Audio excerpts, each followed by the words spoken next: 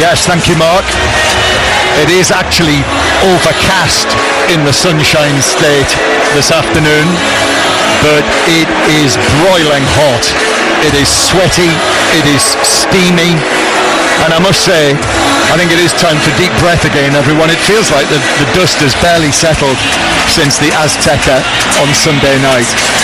So under these grey skies, in the home of the Miami Dolphins, which is actually a great setting for football as opposed to American football, we're as close here to the pitch as we have been in any stadium that I've been at this World Cup, almost right over the halfway line, and I'm looking down on the England players walking to the right of that halfway line and lining up next to that big globe, the logo in the centre of the field covering the centre circle. The England players, no tracksuit tops for them, no jackets required this afternoon here in Miami. White shirts, white shorts, white socks. They're ready, they're lined up. Harry Kane at the top of that line, and on the other side of the halfway line, the Norway team with their blue tracksuit tops on. The players are ready. England all in white, red numbers on the backs. Norway red shirts with that distinctive cross on the front. The blue shorts and blue socks. Norway are going to kick off. Martin Odegaard is over the ball. So for a place in the semi-finals at this World Cup, we have Erling Haaland, we have Harry Kane, we have Martin Odegaard, we have Declan Rice down there. First and foremost though, this is Norway against England. Martin Odegaard kicks off this, the third of the quarterfinals at the 2026 World Cup. The ball all the way back to Neelan. A long pass downfield looking for Haaland, who's sandwiched between Gay and Rice. And that's the first challenge. Paul Robinson. Haaland ends up on the ground, and then Haaland in on the tackle on Mark Gay. And the ball is deflected out for an England throw. Well, that's a great start. That is the duel we're going to keep our eye on, isn't it? Erling Haaland and Mark Gay. Declan Rice joined the party there. Ball went back to the Norwegian goalkeeper straight from kick-off. He went long. There was no prisoners taken there with Declan Rice and Mark Gay. And if this match didn't have enough, I think that's absolutely delicious that we have Haaland against Stones and Gay, teammates at Manchester City. So Konza at right back, that confirms it. That's where he started. It's not entirely alien to him, is it? But he's been a real fixture in central defence. I think he's been the main stone of his back four, hasn't he? He's been the mainstay. I think when we came into this tournament, possibly 5 or 6 months ago, we all talked about Mark Gay plus another, and it hasn't been that way. Konza's been his go-to. Misplaced pass from Aya behind Ryerson. The ball straight out of play. Thomas Tuchel standing short. Navy blue short-sleeved shirt for the England manager in front of the bright red livery of the England dugout. Nico O'Reilly just in front of it as well. Chests the ball back to Elliot Anderson in these steamy conditions. I think the sun is trying to come out. Crossfield pass from Anderson. What a pass as well for Madueke. And Madueke is off and running against Molovolfa, but overhits the cross. And it flies away beyond. Well, Harry Kane was arriving, Gordon as well, but he overhit it, and it was all the way through. Well, that's something I know that England were looking at today with Bukayo Saka on the bench. Noni Madueke 1-on-1 against Molovolfa. Exactly there. He completely exposed the Norwegian left back there, Molovolfa. He couldn't live with Madueke. Immediately you could see that's something that England have worked on. Elliot Anderson got the ball, 60-yard crossfield pass straight to Madueke, 1-on-1, and he immediately runs at his full-back. He knows he's got the beating of him already. Mark Gay, as the ball is launched forward again by goalkeeper Neelan, aiming for Haaland, bounced over his head. But if you don't find Haaland, you've got big Sirlot as well, who himself is 6'5". Mark Gay was claiming that he was fouled by Haaland, so he's made the point to Clement Turpin, the French referee, who, if you remember, was in charge of England's first match at this World Cup, the 4-2 win against Croatia. Thought I'd heard his name mentioned by you before, John. Yeah, one of the top men. Another French referee after the controversy when we were watching Francois Letessier the other night. But Clement Turpin, Champions League final referee as well, and one of the leading European officials. There is Ståle Solbakken as well, the Norwegian coach. I loved hearing him yesterday talking about Kevin Keegan, who is a real idol of his. He's a Liverpool fan, and he sent Kevin Keegan his best wishes, and of course we would echo that as well. England with the ball centre field. Kevin Keegan, a fine former England captain. Declan Rice, and then Konsa going back to John Stones, who's winning his 93rd cap. John Stones, so he's 12th on the list of England appearance makers. Now it's back to Jordan Pickford, who's also joined him in the 90s. It's his 90th cap, Jordan Pickford, after, well, he was outstanding, wasn't he, in the latter stages in the Aztec Stadium, and indeed in the first half as well with the saves that he made. I would potentially say, John, it's probably his best game in an England shirt. Not just the 2 saves that he made in the first half to keep England in the game, but the way that he took responsibility in the second half, the way he dominated his box and came off his line and took the pressure off his defenders' shoulders. He was excellent. The Norwegian supporters are getting into the swing. You heard their guttural roar there. They're in the stand to our left, so that is behind Orjan Nieland's goal in the first half. But the England fans, white England shirts, are all around the stadium. Again, a weak sun trying to come out. The floodlights are on. There is this Florida steaminess, and if the sun comes out, you would think that would only add to the heat. It is well over 30 degrees. And the players down there will already have a real sweat on. You would think that would have a real bearing on the tempo of the match today. John Stones, Declan Rice, long right-footed pass out here to the left-hand side. Gordon headed away by Rayson, but then it's out of play for a throw into England that Anthony Gordon takes back to the halfway line. Great amusement had as Kane goes for a long pass, but that's way beyond Bellingham's run. And it's caught by goalkeeper Nieland into his chest. Yes, great fun's been had with that little video clip of Anthony Gordon with the Mexican coach, Javier Aguirre. I think everyone had a chuckle at that. And here now the ball in central defence with Torbjorn Hegem. Martin Odegaard drops deep.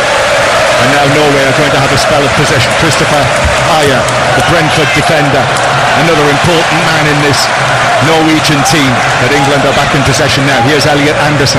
I can see him having a big bearing tonight, Elliot Anderson, in conditions like this. But Anthony Gordon's lost it. Tackles back on Sørloth. Sørloth rides the challenge. Tried to play it free to Haaland. John Stones got his feet sorted out and was able to cut it out. Really intelligent piece of defending by John Stones. His body position was excellent. England lose possession down on this near touchline. Immediately you think Sørloth's in, and it's that run that we see so often from Haaland off the shoulder of a defender. Sørloth tried to find that ball to him, but John Stones was there, and he's very aware of his former teammate's run. Norway 0, England 0. Later we'll have Argentina, Switzerland. That's at 2 o'clock in the morning UK time. Also tonight as well, there will be, straight after this match, on the BBC iPlayer, there will be an iPlayer special with Jason Mohammed, Wayne Rooney, Micah Richards, Alan White, Alan Shearer will be involved in that as well. You can watch it on the website and app as well to analyse whatever happens over the course of the next 2 hours or more. And the whole match will be shown again at 6:15 in the morning on BBC Two. England in possession, or you can watch it anytime on the iPlayer. Anderson forward to O'Reilly, but Gordon comes in field, loses possession, wins it back. Kane with a header, still waiting for the first attempt on goal in this World Cup quarter-final. Match 99. Anderson sprays it out to the right. Madueke gets it down. Shelgup is there as well, but Madueke coming back from an offside position. And it's a free kick to Norway. And it is still 0-0. It's a clear tactic. Elliot Anderson immediately gets the ball down on this near touchline. He opens his body up, and his first thought is the long crossfield ball to Madueke, trying to isolate him 1v1 against Muller-Wolfer on that far side, and he shouldn't be offside in that position. He's old enough, he's experienced enough, he's out on the right-hand touchline, he's looking the whole way across the defensive line. He should keep himself onside. That's the voice of Paul Robinson, who played in a World Cup quarter-final for England. Our good friend Ian Dennis was telling me before the match, 551 caps between this team for England. Flicked on by Norway, lifted across, but Haaland back to goal, volleys it back across. Sørloth beaten in the air by Stones. Norway, first time that they've created a little bit of space in the England penalty area, Paul, as Bellingham is challenged and he is fouled as well by Berger, and it's a free kick to him. Oh, good was his footwork there, Jude Bellingham. He had 2 Norwegian players closing him down at pace. One of them was Odegaard, and he just rolls it back between his legs, a little Cruyff turn, and he makes them both look very, very silly. Yes, Ian was telling me 551 caps between them, this England starting lineup, which is the most for a match under Thomas Tuchel so far. The experience is there, and so many of them have that tournament experience. I mean, Elliot Anderson, who's on the ball now, this is his first senior tournament, but last summer Elliot Anderson was involved all the way to winning a final for the England under-21s, whereas for Norway this is the first time that any Norwegian men's team has gone this far in a major tournament, a quarter-final in either a World Cup or a European Championship for that matter. New ground, but familiar ground for England. The fifth tournament in a row that England have been in a quarter-final, and they've won 3 of the previous 4. The only one that they lost, the World Cup 4 years ago, when Harry Kane missed the penalty against the holders and England went out to France. Here's Stones, and now we're seeing the shadows. The sun is becoming stronger. Declan Rice receives it over the halfway line, and then Konza gets it back from Bellingham, and England start again from inside their own half. Right-footed ball long from Stones. Gordon's going to do well to keep that in. He jumps, actually heads it, and gives possession back to Sørloth. And Sørloth, who briefly had a spell at Crystal Palace, you might remember, to no great distinction, sets off down the right wing, but O'Reilly and Anderson do a job on him, and it's Elliot Anderson who now strides away with the ball.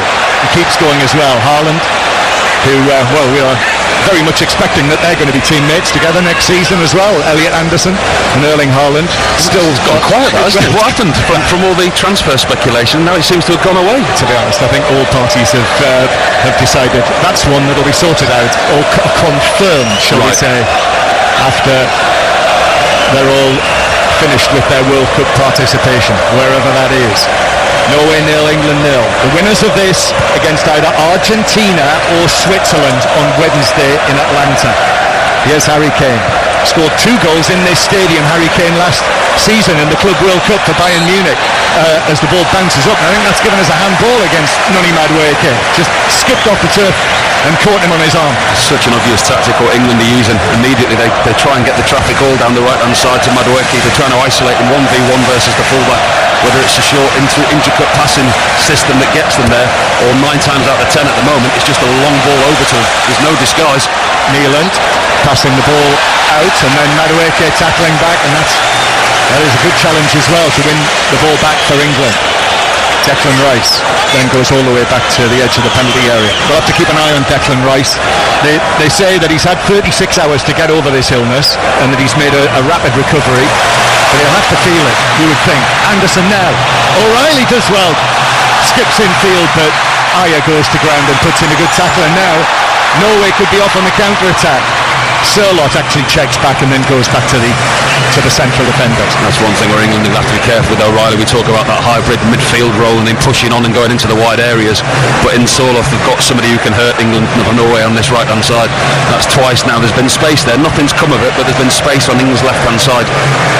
Norway, just like England, won all 8 of their qualifiers, and in their last 21 internationals, Norway, they've lost only 2, and one of them was the 3rd group match against France when Ståle Solbakken made the 10 changes. Yeah, but that's what you see when you come up against the good side. I mean, you look at the French side and you look at the quality that they've got. Yes, they did make a lot of changes, but actually they did look vulnerable in that game. But this is the first team representing 10 different clubs, and 5 of these players are based in England, so there's lots of familiarity out there as the ball comes back into central defence for Norway.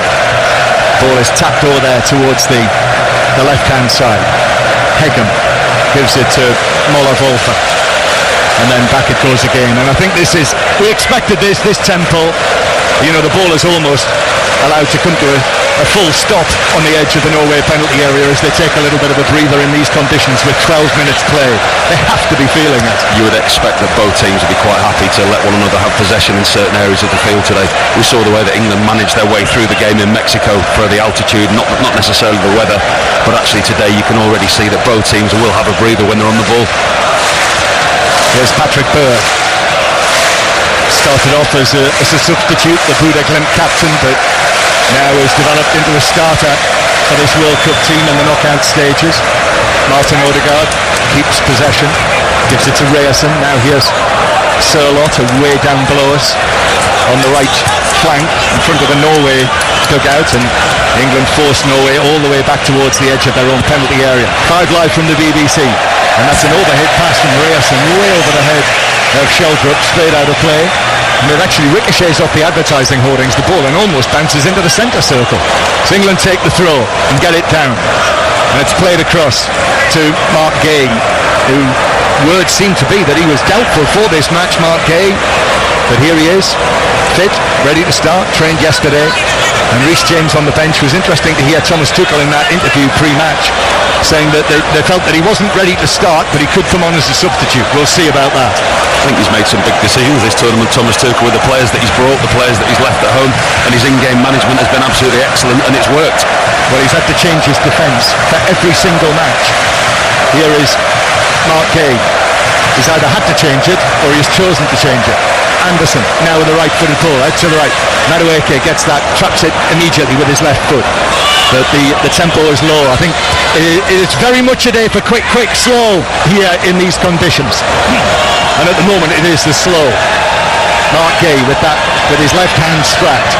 Speaking of strapping or plasters, Jordan Henderson was out there on the pitch with the England team during the warm-up. He was out there warming up, wasn't he? Yeah. He was there taking part in his role as a coach. Yep. Despite just 6 days after breaking his arm. Konsa. England all the while have been keeping possession inside Norwegian territory. Konsa. The Norwegian thunderclaps begin. There must be a good 4,000-5,000 Norwegian fans inside the stadium, and they are massed in the end to our left. That distinctive flag, the red background with the blue and the white cross, and England still with the ball. Declan Rice looks towards that end. From his level he can probably see those Norwegian flags in his eye line. Madueke, back to Declan Rice, black hair swept back, and then back it goes into the centre circle. This is a lengthy period of England possession of the ball. Now then, Anthony Gordon, now it's the quick, goes past Ryerson, and then across comes Aya to block the ball behind for a first corner in the match. And as I say that, we just got a very welcome breeze just blows around the stadium and around our commentary position. You can see what England are trying to do. They're trying to utilise the wide players. Yes, the possession's been slow and it's been a slow build-up in the middle of the park, but as soon as the ball goes out to the wide players, that's when it sparks, that's when the ignition kicks into gear. Anthony Gordon that time goes around the outside of Ryerson, gets in the 18-yard box, and you can see England are going to play in certain areas and they're going to try and play clever. On a day like this, a match like this, set pieces probably become all the more important. Rice to take England's first corner. No, he's mishit that. It's cleared away. Actually right across the pitch. It was cleared away by Muller Wolfer. Deflected beyond everyone inside the box and out of play for a throw-in to England out there. Almost up level with the edge of the Norwegian penalty area. A couple of blasts, shrill blasts on the whistle by referee Turpin, and England take the throw back towards the halfway line. And that is a lovely breeze. It's got a lovely cool edge to it, blowing in, no doubt, off the waters of Biscayne Bay, not far away from here. We're about 13 miles away from central Miami and South Beach and all that. Here's Madueke into the edge of the penalty area to Bellingham, who was tightly patrolled there, went down, no free kick. Ball comes back to England. Konsa, now back to Rice. What do you mean South Beach and all that? I saw you there with your trunks on the other day. I have yet to be in South Beach, unlike some people.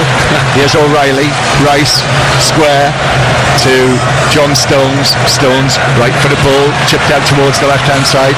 Gordon gets it down. Gordon with Surlot in front of him. Gordon curls it in, but that's headed away.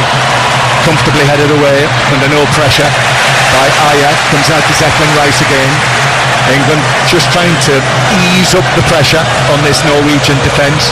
Haaland prowling around that in his typical way, slightly hunched shoulders, isn't he? Expression on his face.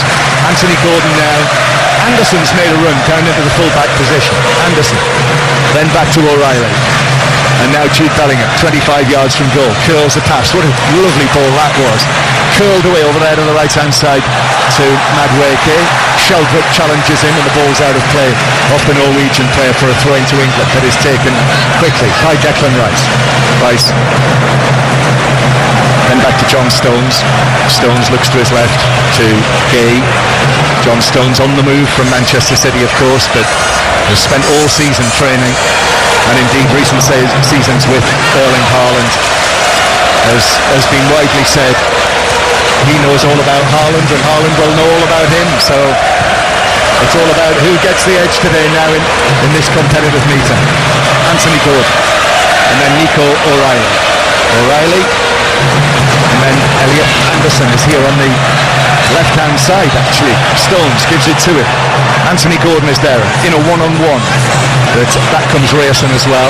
Anderson's going to curl it into the box. Glancing header from Bellingham, but that was carried beyond the far post. Sort of glanced it as he fell onto his knees, but that took it away beyond the two Norwegian players and Madueke between them. It's a goal kick. He feels that's a chance, Jude Bellingham. He's disappointed with himself. It's a really good ball into the box. It's good work between Anderson and Anthony Gordon, and it's an in-swinging ball with pace and power. He just misses the top of Jude Bellingham's head. He tries to glance it into the bottom left-hand corner, and he thinks that he should have done better. He's hurt himself in the process, Jude Bellingham. So the goal kick is taken by Norway. Norway 0, England 0. Late on a Saturday night at home. These are the sounds of Florida. As Bellingham just had a high foot there. He was looking to latch onto the ball that bounced away, but it's brought back. Bellingham, as I say, he has got to be disciplined tonight when a little decision like that goes against him. There can be no dissent on a yellow card from the previous matches, so a booking in this match would mean he'd be suspended for the semi-final. He's got to zip it. And the four players that are on yellow cards would be a disastrous mess for England were they to progress. Ball comes back for England. Kane has a chance on the edge of the box, but actually that was well defended by Molovolfa. The Wolverhampton Wanderers left back just moved across. He was trying to shift it, as he did when he scored the winning goal against DR Congo, but Molovolfa was able to block it. Just watching here out of shot, Mark Gay and Erling Haaland. Gay's not left his side. There's a little bit of pushing and shoving off the ball. It's going to be quite interesting to watch these two. Well, he's the quiet man, Mark Gay. He's a lovely man. The one or two occasions that I've met him, he's been very polite and pleasant. Yeah, well, maybe he's a different beast out on the field, but I'm not so sure, to be honest. But Erling Haaland will be giving him a little bit. I think we can be sure of that. It's slow, isn't it? The tempo of the game is very, very slow. You can imagine this would be like a walking through in training, doing shape at times. That the ball is actually now stationary. It is stationary at the feet of Mark Gay. Passes it to John Stones. And now Ezri Konsa over there. Ezri Konsa, 26 caps now for Ezri Konsa. Past the quarter century mark, and he's quietly become a really important part of the England team. Latter stages of Gareth Southgate, and now certainly under Thomas Tuchel. Jude Bellingham. Mark Gay behind him, and then in the centre circle, John Stones. If England are able to win this, they'd be winning 4 matches at a World Cup in a row for the first time on foreign soil, without the aid of penalties, that is. Here's O'Reilly. They last did it in a World Cup in 1966. O'Reilly, square to Stones. Stones, then to Konsa. And Norway quite happy to let England have possession. They're not hurting them here. England enjoying the feel of the ball. And that's a lovely touch of the ball from O'Reilly to Elliot Anderson, who's in position on the edge of the penalty area. We've already seen him cover a lot of ground. Anderson comes back to O'Reilly, curls it in. Madueke trying to get there, but it bounces up and over him and away from Molovolfa. He stole around Molovolfa, but couldn't read the bounce of the ball as John Stones chests it down. Haaland was quick on the scene there, but Stones so graceful, so elegant, chests it down, and even though the big man, you could probably hear the thunder of his footsteps behind him, but Stones just took it down and calmly passed it back to Pickford. The Barnsley-Beckenbauer wasn't to be thwarted by Haaland at that time. You can see he just looks comfortable, John Stones. When he's fit and flowing and you get the best of him, and he looks like he does now, he looks really fit and strong. Hopefully he can stay that way for England. Hydration break not too far away, and for once in an England match at this World Cup, it'll be really needed by the players as opposed to the manager. Here's O'Reilly now. O'Reilly to Gordon. Back to O'Reilly, might open up. Little cross, but Madueke had to scamper away and pull that down. Still England in possession. Madueke drives it across. To the back post. O'Reilly got a touch, but it was hit with such force, and O'Reilly had to quickly adjust. He was able to get a foot to it, but it just bounced off him, and Norway cleared it out for a throw, and that is it before the first of the hydration breaks. Play will resume with an England throw, though, in a good position. Paul Robinson. That's an excellent 1-2 between O'Reilly and Gordon. That time O'Reilly gets around the outside, and it's just a bit of poor quality from him. He's looking to try and pick out Madueke at the far post. He overhits it, but Madueke turns it into something, and he manages to put it back across the 6-yard box. But again, I think it takes O'Reilly by surprise. So there we are. We reached the 23rd minute. Norway 0, England 0. I think these are some of the most sweltering conditions that I've commentated in, possibly since the World Cup in South Korea. I remember in South Korea we had a series of matches, particularly in the south of the country, where I remember feeling the perspiration pour down me. And if it's like that for us, you can only imagine what it's like for the players out there on the pitch. I will wholeheartedly take back everything I said about the hydration break. It's very much needed, and I think these are obviously the conditions where players need it. And I think the England players, that they've worked extremely hard, they've dominated the game. I don't think he'll be too disappointed, Thomas Tuchel, with what he's seen from his team. Let's see what Matt Upson thinks about the first 23 minutes. In truth, Matt, I've barely made a note. In fact, I have not made a note. Yeah, I've made a note that England have had a lot of the ball, which, if Norway's plan for kind of containing this game was to have more possession, that hasn't played out in the first 23 minutes or so, and it's been very dominant, hasn't it, from England in terms of possession. A lot of cross-field passing. I've seen Anderson hit 2 really good passes. Stones is looking to hit across the other side to Anthony Gordon, and England look the dominant team for me without creating anything, but look dominant with the ball and have settled into the game nicely. Thank you, Matt. More from Matt Upson at half-time. So Norway 0, England 0. I notice on our little screen here we get a shot of John Terry and Ashley Cole sitting together, and as it happens, Declan Rice winning his 78th cap for England here this afternoon. That means Declan Rice is now level in terms of number of caps with John Terry, and also Stuart Pearce, who's just sitting over to our left as well, two of the great England defenders in recent decades. What would you like to see a little bit more of from England, Paul, do you think? I think it's just decisiveness. That's the message that Thomas Tuchel will be giving his side. Speak there about the possession that they have, and it's unusual for England because we saw the way that they played in Mexico with the altitude, and they had a game plan. They actually had 33.2% possession in that game, the lowest that England have ever had at a World Cup final. But this is a very, very different game to that. England are dominating the possession. They're having a territorial advantage, but it's just been a little bit cleverer, a little bit crisper, cleaner in the final third. I don't think there's much wrong that Thomas Tuchel will be telling his players down there. The England fans, and actually the Norway fans as well, singing along to Mr. Brightside. Reminds me of the Champions League final when all of the Arsenal fans sang along to Mr. Brightside, but the PSG fans looked as though they'd never heard it before in their lives, which I think it was Barney Ronay in The Guardian said, maybe it's just not played at French weddings. Oh, maybe they'll have their own songs when they win. Right, we're just about ready to get play underway again. Norway against England. 0-0, and Anthony Gordon is going to take this throw in. The player's just walking back into position. And already it does have the feel that this might go a long, long way. Here's Anderson, given these conditions. Rice. Then there's a pacey pass from him out to the right-hand side. That might have been an instruction from Thomas Tuchel.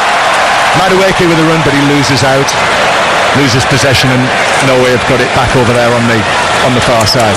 Ball played forward. Berg is going to find Erling Haaland, who's barely had a touch really in the match so far, but how many times have we said that in a match when we watch Manchester City and suddenly bang bang and it's 2-0 to Manchester City. He doesn't need many opportunities, does he? I mean, we watch him week in and week out. England take a quick throw. Lovely change of body shape from Bellingham, who turned inside the defender and then was fouled. on the edge of the box. Aya came across. It was a brilliant change of shape by Bellingham to create space for himself. Aya stepped in, fouled him, free kick England. It's a really quickly taken throw-in from England, and that's what they need to do. They don't need to let this Norwegian defence get set in position and sit back into their shape. Really quickly taken throw-in. Bellingham opens his body up, makes his way across the middle of the 18-yard box and wins a free kick in what is an excellent position for England. Yeah, the quick throw there, and as I say, Paul, wouldn't surprise me if Thomas Tuchel had said that. You know, when you get your chance, step up the pace. Yeah. Really try and catch them. And here we have now a free kick in a good position, right of centre, to the right of the D, maybe 3-4 yards outside the penalty area. And the contenders are Noni Madueke, not Declan Rice. He's walked away from it. Anthony Gordon's walked away from it. And of course, Harry Kane. Well, I wouldn't mind that guy taking it. He's on the big screen right now. he's raising his right hand regally, and then he actually clenches his fist as well. Sir David Beckham. Sir Mick Jagger is also here somewhere in the stadium. Right, free kick for England. Madueke is trying to make it look like it'll be him. Surely it'll be Kane, won't it? Kane steps up, right-footed, drives on! It flies over the wall, but over the crossbar as well. Neelan threw an arm up, but I think it was comfortably over the top of the Norwegian bar by 3 or 4 yards. Well, he went for pace and power, Harry Kane. You look at his face, you'd expect it was closer, but you just look at the replay there now. It was a big Norwegian wall, 25 yards out, and he's gone to strike it with his laces, run right through the ball to the left-hand side of the wall.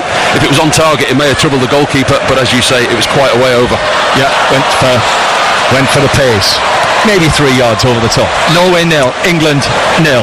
5 live from the BBC. If you're on the move on a Saturday night, remember you can listen via BBC Sounds and all of the quarterfinals. Only one left after this on 5 Live, BBC Sounds.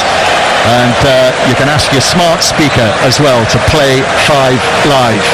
And for Argentina against Switzerland tonight, Paul, 2 o'clock in the morning. Are we going to be up? Well, shall we stay up? Why not? Well, we'll be all right. Why not? We'll be all right here in Florida.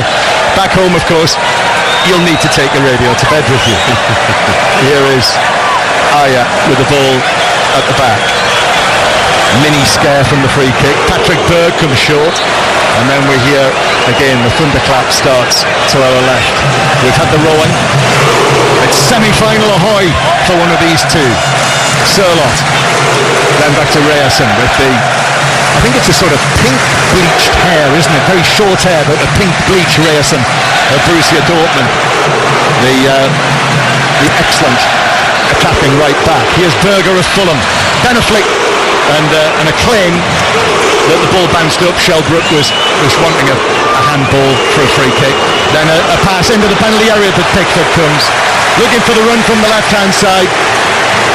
But out came Pickford and claimed it comfortably. Yeah, that's where England have to be careful when Odegaard drops into those pockets of space in the middle of the pitch and he looks for the runners. That time it was David Muller-Wolf, the left back, trying to get in round the back of Konza. It was well claimed by Jordan Pickford. He read the through ball extremely well.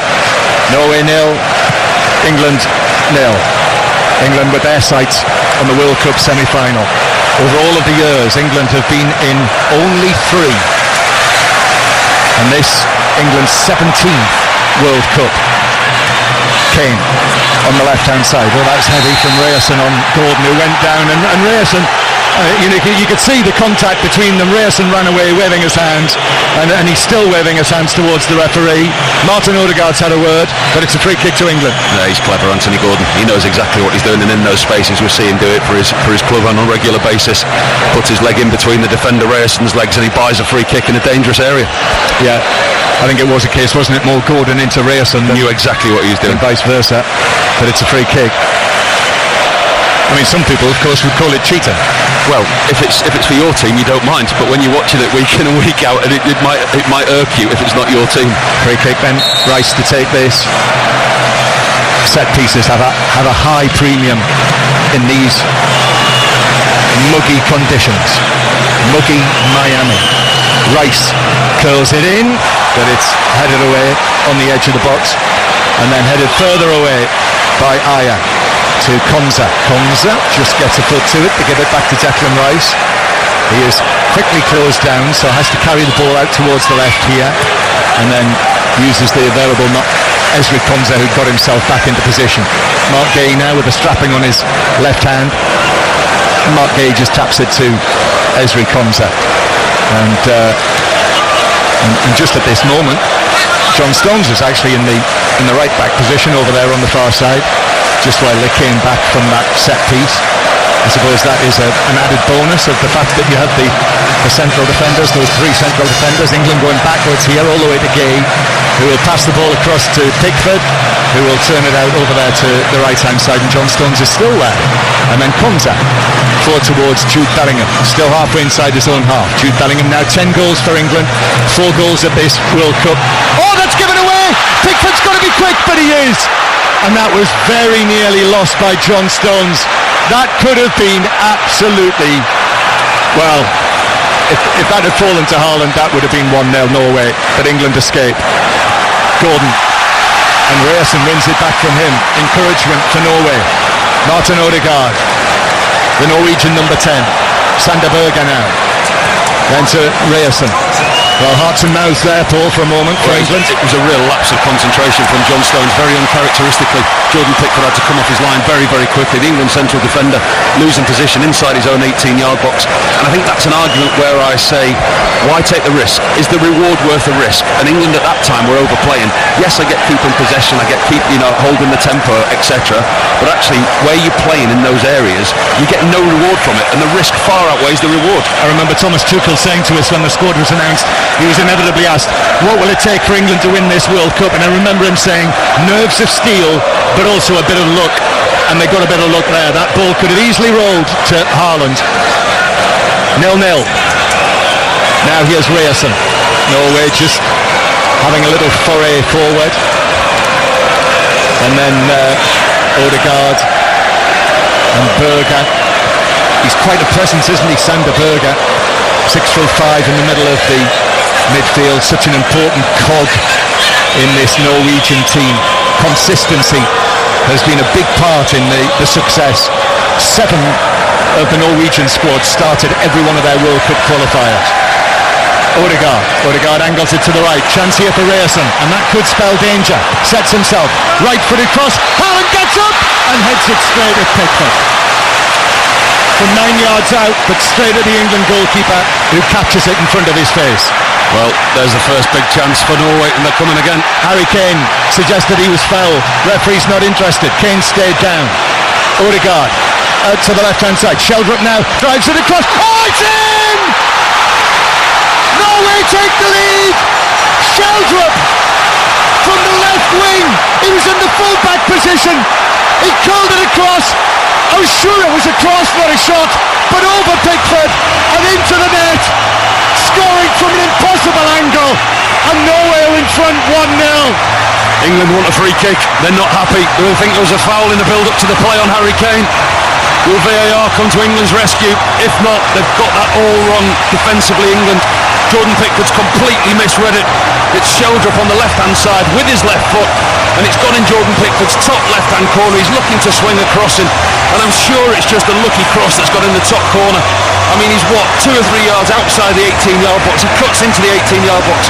He's looking for Haaland at the far post, and it just clips the inside of Jordan Pickford's far post. He almost pulls his arm away, the England goalkeeper. It's a cross shot, but it's a brilliant finish. I'm sure he was looking for the arriving Haaland at the back post, but it's gone in, and I'm not sure Harry Kane's got a case. VAR will be having a look at that. I think when the tackle came in on Harry Kane, I think he got the ball first. I don't think England have got a case to answer for that. I don't think this goal will be overruled, unfortunately, from an England point of view. I mean, it was a cross-come shot. He was definitely looking for Haaland at the far post. Jordan Pickford completely misreads it, goes with his top hand and pulls it away. Hits the inside of his far post right in the top corner. And for Norway, it's a dream start. Norway goal is confirmed in the 36th minute. And just as against DR Congo, England have fallen behind. Norway 1, England 0. And it is the Benfica winger, Andreas Sheldrup, who scored as Kane tries to flick the ball on, which he does, but all the way through to goalkeeper Neeland. So Sheldrup who set up, remember, the 2 goals for Erling Haaland against Brazil. Well, now he's got his first World Cup goal. A little bit of a freak, but he had a goal, he hit it well, and it ended up over Pickford and into the net. Well, that's a goal to add to his 3 assists. I mean, he's been a key player. We're actually quite surprised before the game that Nusa didn't start the game, but he's certainly valued his selection already on that left-hand side. It's the only real danger that Norway have carried. They've had very little opportunity in England's half. England have dominated the possession, they've dominated the territorial advantage, like we quite often say about them, but they just haven't been able to materialise anything in a forward fashion. Norway get one opportunity there. Yes, it was a fluke, yes, it was a freak, but England got punished. This will be tough for England in these conditions. And I know we often point out that they fell behind in every knockout round 2 years ago in Germany and still reached the final. And as I say, came from behind against DR Congo as well. But falling behind against this Norwegian team, with the sort of form that they've shown, in these conditions, to turn this around is going to be another feat for England. They're up against it again. It's the first time that Norway have scored against England. This is the 5th game. The previous 4 they hadn't scored against England. So now defensively they've got something to hold on to. Anthony Gordon tugs the shirt of Ryerson. He got away from him, but the foul is given to Norway, and the Norwegian players who are up now are gesturing, motioning to their supporters in the stands to make their noise. And there's a clenched fist as well, I see, from Aya to the supporters behind that goal. Norway 1, England 0, and once again Thomas Tuchel's England have found themselves in a little hole at this World Cup. I think the way Thomas Tuchel will look at it is that they've had the better of the game, and it was a fluke, it was a one-off. The goalkeeper misread it. He certainly didn't mean to put the cross there. Here's Sirlot, shoots, but that flies away over the top of the England crossbar. He got it down against Gay. He was near the edge of the penalty area.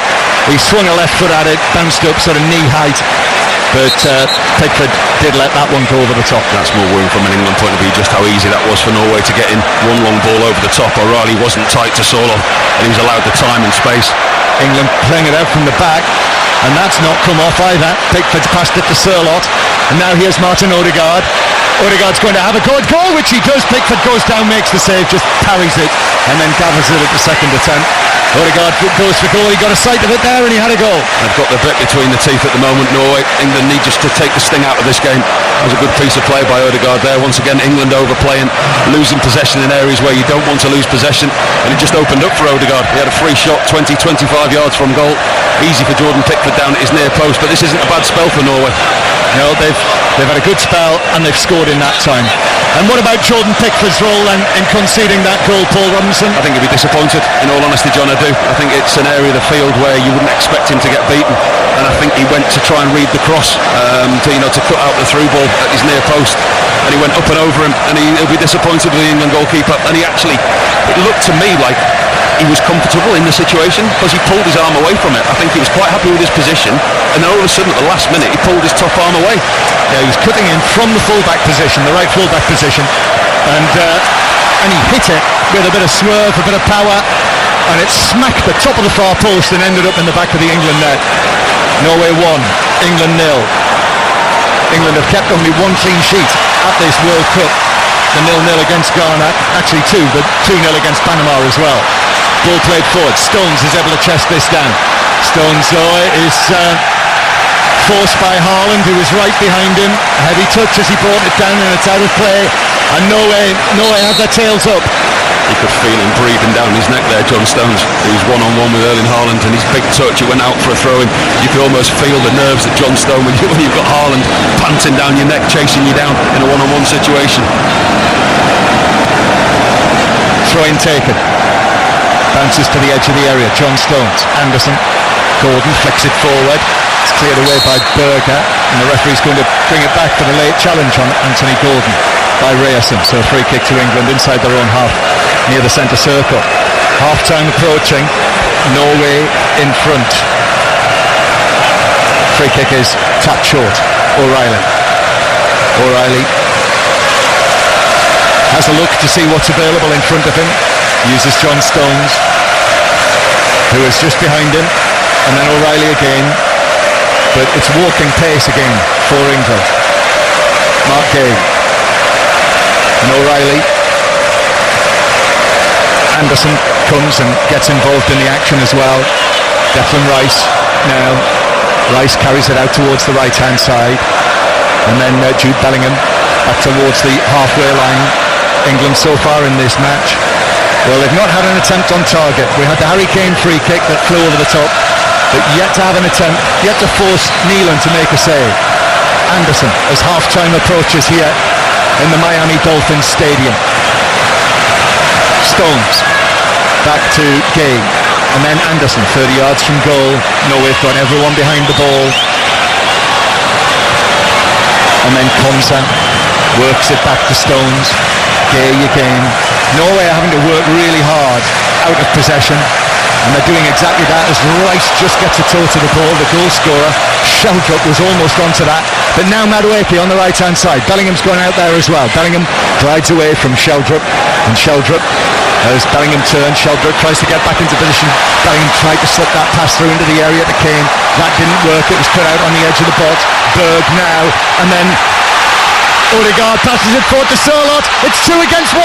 Haaland's in the middle. Sørloth, still Sørloth. Defenders have got back. Sørloth shoots and it's blocked. What a chance that was. And Erling Haaland, well, he turns his back on his teammate there, Sørloth. It had to be a pass to Haaland, and that could easily have been 2-0. Oh, England have got out of jail. Absolutely out of jail. It was 2-on-1. Sørloth, all he had to do was roll it into Haaland's feet, and he was 1-on-1 with Jordan Pickford. I mean, it was so easy again for England to be opened up. Odegaard's ball over the top, and suddenly Sørloth was away. I wouldn't mind seeing it again, because I think there was a foul on Mark Gay. I think Erling Haaland manhandled Mark Gay in the build-up to that, which put him to the ground in the middle of the centre circle. Gordon trying to get into the game. Cuts across, left to right, gives it to Madueke. Madueke's cross is cut out at the near post by the stretching Peckham to head it wide of his own near post. It's a corner to England from the right. They look better in the wide areas. England, they've had most of their joy this game, not while they're trying to play in the central areas, but when they go to Madueke, when they go to Anthony Gordon, the wide players have looked sharp. That was the game plan earlier on in the game, and I don't know why they've seemingly gone away from that. Madueke get him isolated one-on-one with his fullback. The same with Gordon. Declan Rice has gone across there to take this one. This is only England's second corner. Norway winning 1-0. He just switched onto us on a Saturday night back home. Andreas Sheldrup with a goal that flew over the top of Pickford and into the back of the net. Pickford stands and watches. Rice takes the corner. In it comes to Bellingham, but Berger was right there with him.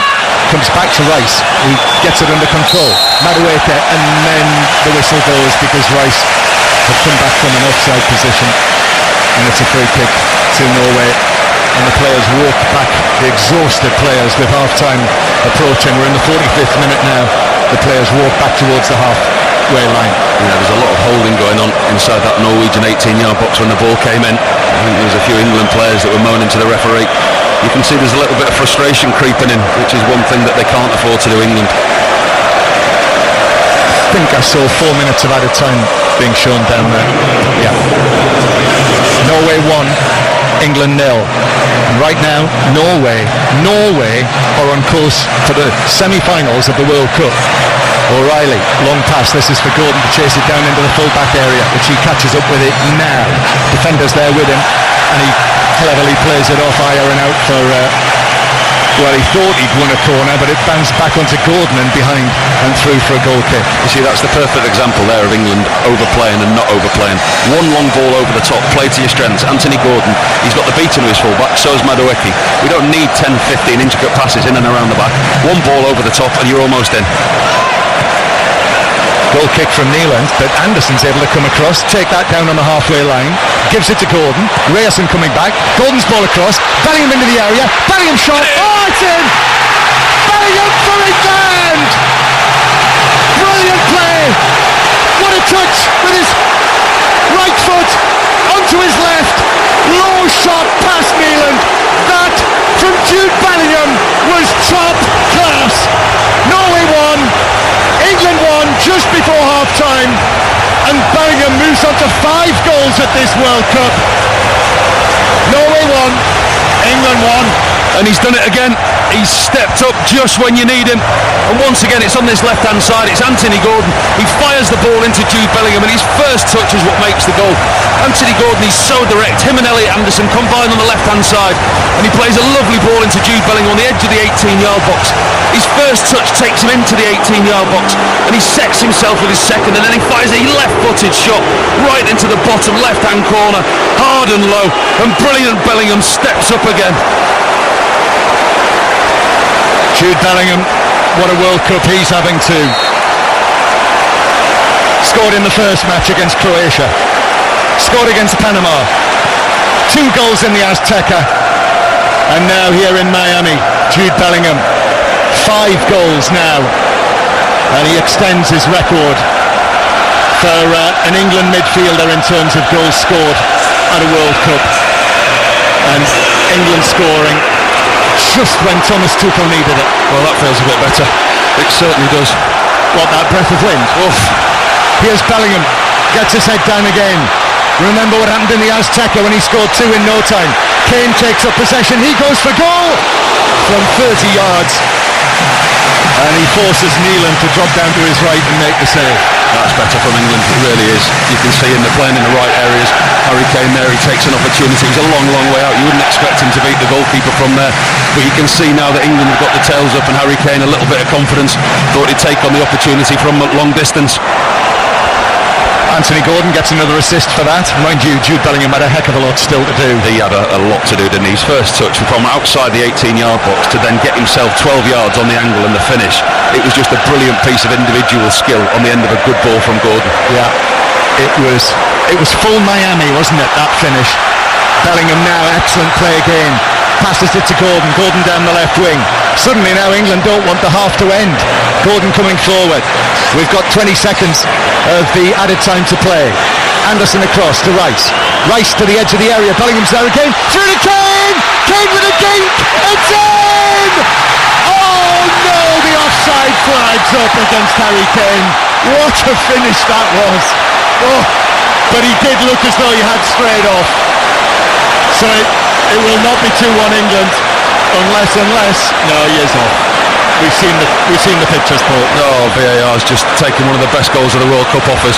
It was a super pass from Jude Bellingham, it really was. Harry Kane in behind the Norwegian defence, ends up one-on-one with the goalkeeper. Goalkeeper comes rushing out, and he does the only way you can describe it. It's just a dink over him. I mean, the ball only just went over the line. It was a wonderful finish. Delightful finish, but all for nothing. However, England have finished. England have finished that second half incredibly well, just when it looked like it was going to be a day of toil for England. Well, it certainly isn't job done by any stretch of the imagination at the moment for England. They've made hard work of that. You can understand the conditions. I mean, it is extremely hot, it's extremely humid, and that has affected the tempo and the pace of the game. They've conceded a goal that they shouldn't have conceded. It was too easy on their right-hand side. Jordan Pickford was disappointed with the way that goal went in, but they've proved once again, England, that they're susceptible, but also what they've proved, that they've got strength in character, and they've got the ability to go down the other end and get back into the game, which they've done extremely well. Yep, Sheldrup scoring that freakish goal for Norway in the 36th minute, but England finishing the half so impressively. And that Jude Bellingham goal, I say, that's right out of Miami, that's right out of South Beach, isn't it? The class, the touch, so smooth, he could almost have been wearing espadrilles. And with that goal, he actually goes ahead of Jeff Hurst into third on his own in terms of the number of goals scored for England at World Cups. So Norway won, England won here in Florida, and Mark Chapman is here with us in the Sunshine State. So Bukayo Saka is on for Madueke, and Eza is on for Declan Rice. And all we can assume from that, Paul, is that physically he's not been able to, he's been able to get to half-time. Declan Rice, he's been ill this week. We know of the ongoing injury issue that he's had, so he's off. And Saka for Madueke, more tactical? Yeah, I think that's more tactical. Saka coming on, I think that was potentially in his plans anyway, whether it be 45 or 60. But actually, Eza for Rice, I don't mind that substitution, I think he just gives it a little bit more creativity in there. We've seen him come on in games, we've seen him affect games, and actually playing him inside in that number 10 role, if you like, rather than in a wider area. I think that's where Eza's been more effective, so I think it's a more attacking England. Substitutions were always going to be important in this match, in these hot, sticky conditions. Second half begins. Norway 1, England 1. England kick off. The man who scored England's equaliser, Jude Bellingham, with the first touch of the second half, and what a goal it was. So smooth, silky smooth it was, with the control with his right foot, and then eventually the finish with his left, as he just stroked it in from the angle past Neeland to equalise in the second minute of added time. But those two changes, Saka and Eza on, they're positive changes as well. They're big changes from Thomas Tuchel, and there's one thing that you can't criticise him for this tournament. It's his in-game management, and the changes that he's made during games, tactically or personnel changes, they've all worked, and the results have gone positively for England. And I think we're seeing a more attacking England. It's almost a 4-1-4-1 now. Saka coming on for his 55th cap for England. Here's Gordon, who set up that goal for Jude Bellingham as well. Gives it to Kane, who turns and is then bundled to the ground. Clever from Kane. Berger was coming in with the challenge, and Kane drew the foul, as we say. Free kick for England, left of centre, with the angle probably best part of 25 yards out. That's such an intelligent footballer, Harry Kane.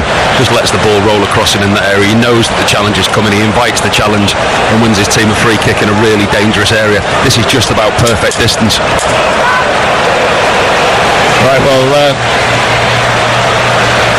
it is being very carefully placed for England, and Eberici Eza looks like he's the only candidate to take this, because Harry Kane has wandered away from it, although he may come back in a moment, because the referee's sorting out the wall. But Eza, who's just into the action, Kane is there. Ezri Konsa's going to come across and have a word with Eberici Eza, but he's making it look, Eza, as though he's going to be the one to take this. It's a good distance. You would expect it to be Harry Kane, but it's not going to be. Obviously, Eza's a free kick specialist himself as well. Yes, he is, and he is lining up. And Kane, it will not be. It's going to be Eza. 1-1, third minute of the second half. Eza comes up, strikes it right footed, hits the back actually of his own player, Anthony Gordon, and then bounces up away and high and wide of the goal and behind. And it is a goal kick to Norway, and that was a waste. Well, that was all a bit of an anticlimax, really, wasn't it? I mean, it's a big Norwegian wall, and he actually hits his own player. He tries to go around the side of it, but he strikes Anthony Gordon. He hits it hard, Eberici Eza, with the inside of his right boot, looking for the bottom left-hand corner, but he crashes it into his England teammate. So that is the voice of Paul Robinson, World Cup goalkeeper for England. Matt Upson is following this from afar. We'll hear from him as well. And indeed, after the match, on the Football Daily, search Football Daily on BBC Sounds, and we'll have all the reaction, whatever happens in the next hour or so, maybe more than that. Haaland is tangling with Elliot Anderson, soon to be teammate, and he shrugs him off. That was a proper wrestling match. The two of them, they went full 360 degrees. Yeah, there was a bit there. That'll be see you in pre-season. There was no love lost there, was there, between the two of them? There was not. Norway won, England won, after Norway led for, well, it was just over 10 minutes actually, wasn't it, before Bellingham scored. And then Kane had the ball in the net with the most delightful finish. A little dink over Neeland, but was offside. It was the correct decision, and it was quickly given. But it was Miami nice, that finish from oh, you've been waiting for that, haven't you? From Harry Kane. Here is Chappers has just shot you a look of disgust across the desk. Here come Norway, bring it forward. Well, it is entirely possible that in the next 45 minutes or so we will find out whether it is England in the semi-finals of the World Cup again, as they were most recently in Russia in 2018 under Gareth Southgate, his first tournament, or whether Norway will get there for the very first time. Ball passed forward from Muller-Wolfer, and the Wolves man takes it on down into the full-back position, but I think he carried it out of play. He did. Bukayo Saka went back with him. Bukayo Saka gets a mid-5 from Ezri Konsa, and it's a throw-in to England 10 yards away from their own corner flag. Norway appearing at only their fourth World Cup. When they qualified, remember they beat Italy home and away to qualify in their group, and Italy of course who ended up losing out in the playoffs. the celebrations. I don't know whether you saw pictures of them in the centre of Oslo City Hall. All of the players were there. Martin Odegaard was given special dispensation to enjoy it all. And it's carried on here with some of the performances. They have been brave, they've shown no fear. Ball long downfield for Norway, but bounces all the way through to Pickford. When he was beaten, Paul, when you see it again, it definitely brings back memories, doesn't it, of Ronaldinho and David Seaman.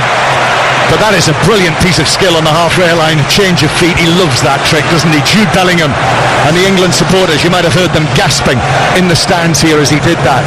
Bellingham flicked the pass to the right-hand side. Thomas Tuchel urging his team on in that navy blue short-sleeved shirt. The England manager who is employed to win the World Cup. 1-1 after England came from behind.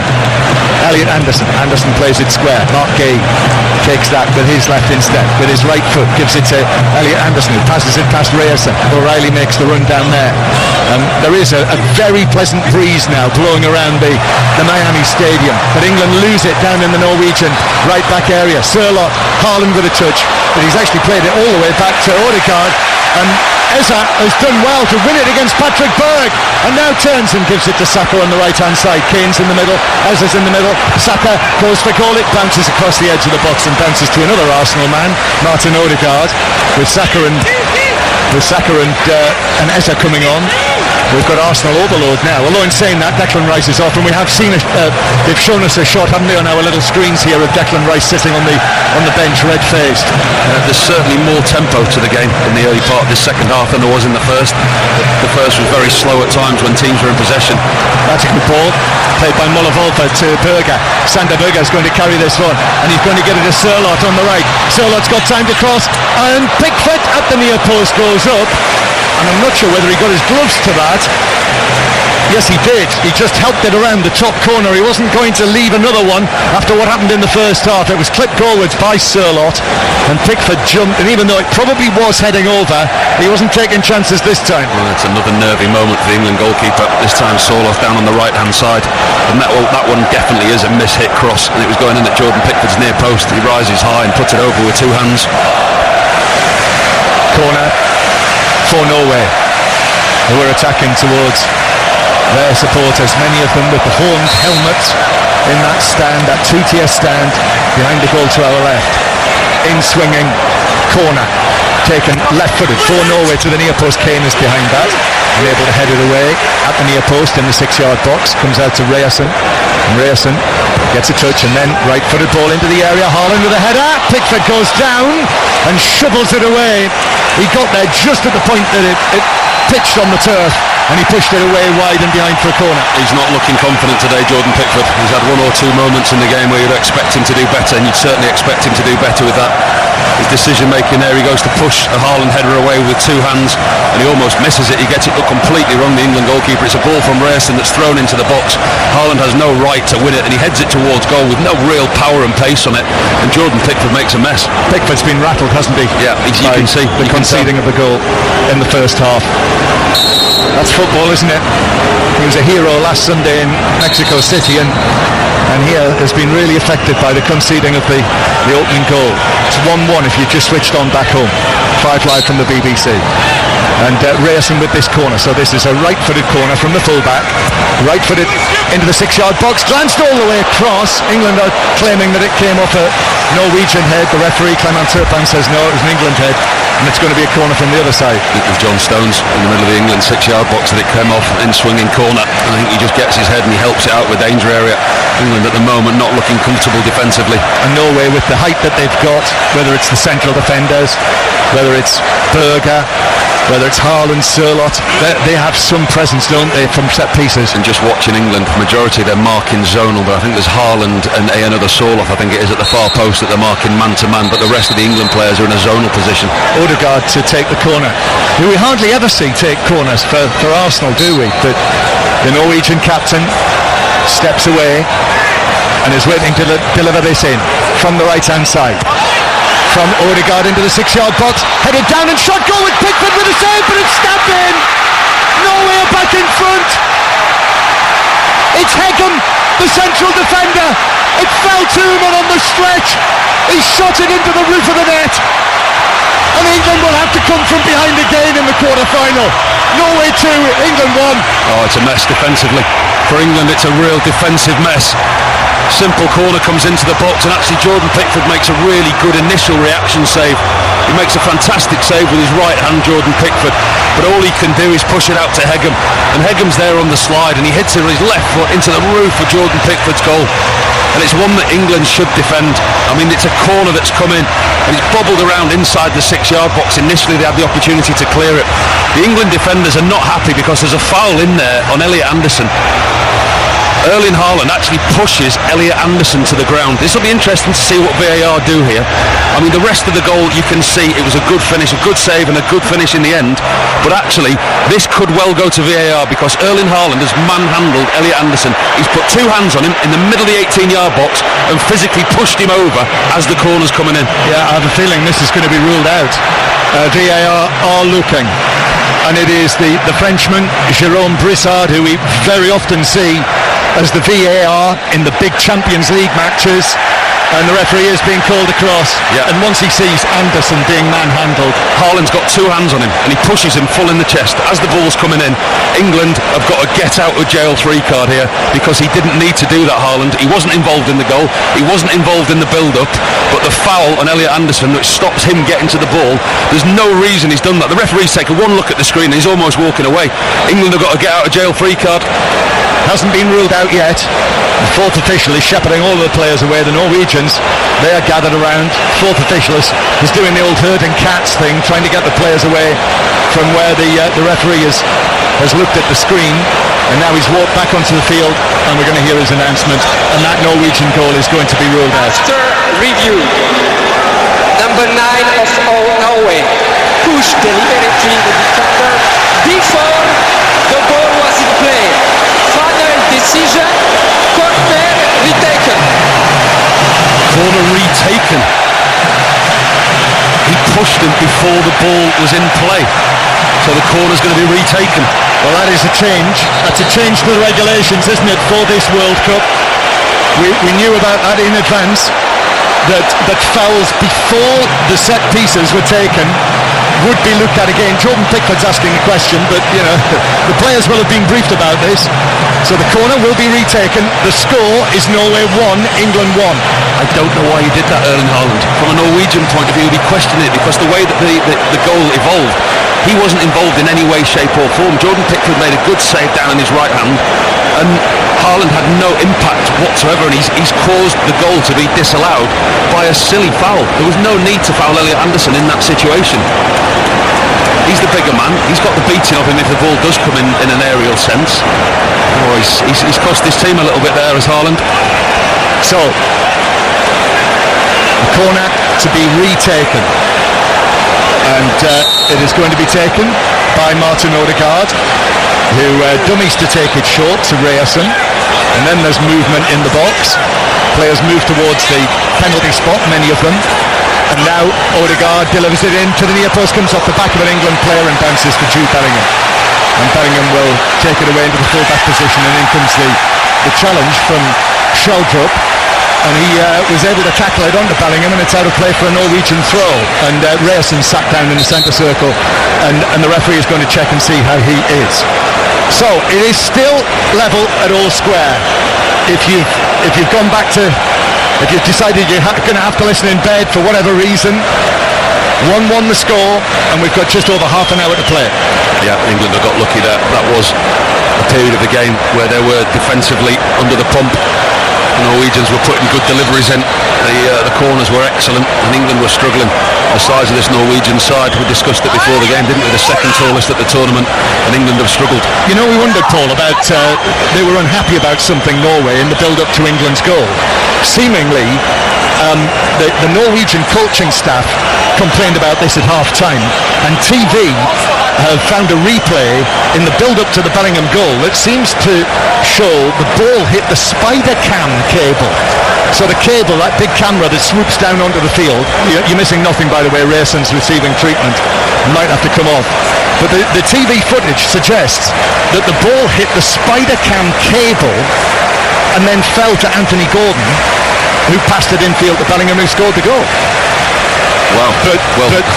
But I'm also being told that those who've seen some of the feeds, including Spider-Cam, are suggesting that the evidence is inconclusive. I'm just looking for the spider cam. I'm trying to see where it is at the moment. You can see the wires across the pitch. Yeah, it's hanging there, right in the middle there. Well, it certainly evaded our eyes if it did, and if TV had had to take that long to look at it, it obviously wasn't that obvious. But there's obviously a rule. The game has to be restarted if it hits that. So they may well have a case if that is indeed the case. They've lost Ryerson. He's had to be substituted. That is a loss to lose the Borussia Dortmund right back. So Fredrik Ørsnes has come on, and O'Reilly is able to cut out this latest Norwegian attack. The score 1-1. Anthony Gordon back to Gay, who clears it up towards Bellingham, who shields the ball with his body, but it bounced away from him, and Norway have got possession back. So the Benfica, he's the utility man, isn't he, Ørsnes? He's played in all variety of positions. Ørsnes, the number 14, who will come on for Norway to win his 28th cap. And it is Norway on the attack with Odegaard. Well, that's an interesting one, isn't it? I mean, I'm never comfortable with those cameras on those cords when they swoop down low, and I've always felt it's inevitable that sooner or later the ball was going to hit at some point because the camera goes too low. If that is the case, we certainly haven't heard the last of that, have we? We have not. And again, to repeat that apparently the evidence is not absolutely conclusive, but the Norwegian coaching staff who were down there, they saw something. Well, if it's an English TV channel and they've got the footage, lose it quickly. Well, I know they've gone a long way back with some incidents at this World Cup, but they can't go that far back. Norway won, England won, and England reprieved by the VAR coming in. I think if they'd gone 2-1 down, to come back again in these sweltering conditions. I thought it was interesting, Matt Upson, watching from home or from the BBC studio, saying that it's not really coming across. So we have to underline that it is absolutely sweltering in here. Muggy, humid, sweaty conditions that this match is being played in. Hence the reason for the tempo that it is at times. An England team quite happy to sit off as they are doing now. The Norwegians keeping possession in their own half. And England, they're trying to manage their way through the game because, as you say, it really is uncomfortable. Norway talking about how England were the big favourites. I think they've had a look at England today, Norway, and they've thought, do you know what? We've beaten Brazil in this World Cup, we can beat England as well. And here they come attacking with Ørsnes. Ørsnes turns, shaven-headed, he's tall, can play in a variety of positions, but he is operating as the right back. Martin Odegaard, who had that sort of stop-start season for Arsenal that ended up lifting the Premier League trophy at Selhurst Park. Odegaard, then to Sørloth, and then back it goes over there to the right-hand side to Christopher Ajer. Now, Odegaard again. He's trying to find that ball into the penalty area. He was looking for the run of Erling Haaland, but Odegaard plays it down the line. Sørloth cuts it back, but Anderson is there for England, and actually Sørloth, I think it rolled over the white line before he cuts it back, and it's a goal kick to England and Jordan Pickford. And it's Norway 1, England 1, Paul Robinson. The changes that he made at half-time hasn't as yet had an impact on the game. I think as they struggled to get into the game, he questioned whether Saka was fit or not. He's playing down on this near touchline on the right-hand side, and he's hardly had any of the ball, no service whatsoever. So Jordan Pickford takes this goal kick and gets it back on the edge of the 6-yard area. Left-footed delivery from him, looking for Saka, but that was headed away by Muller, first straight out of play, and it's a throw-in to England just in front of the Norwegian dugout. Ezri Konsa playing at right back, so no Reece James again, but he is named as one of the substitutes, and Thomas Tuchel seemed to suggest that he was fit now, ready for selection. The Chelsea right back. Bellingham is then fouled in the centre circle again by Berger. Bellingham actually got up, was able to turn, and then actually plays the free kick into Erling Haaland, who was walking away, but Bellingham purposely played it into Haaland, who apologised, put his hand up, and the referee wasn't in the mood for showing him a yellow card for being in the way.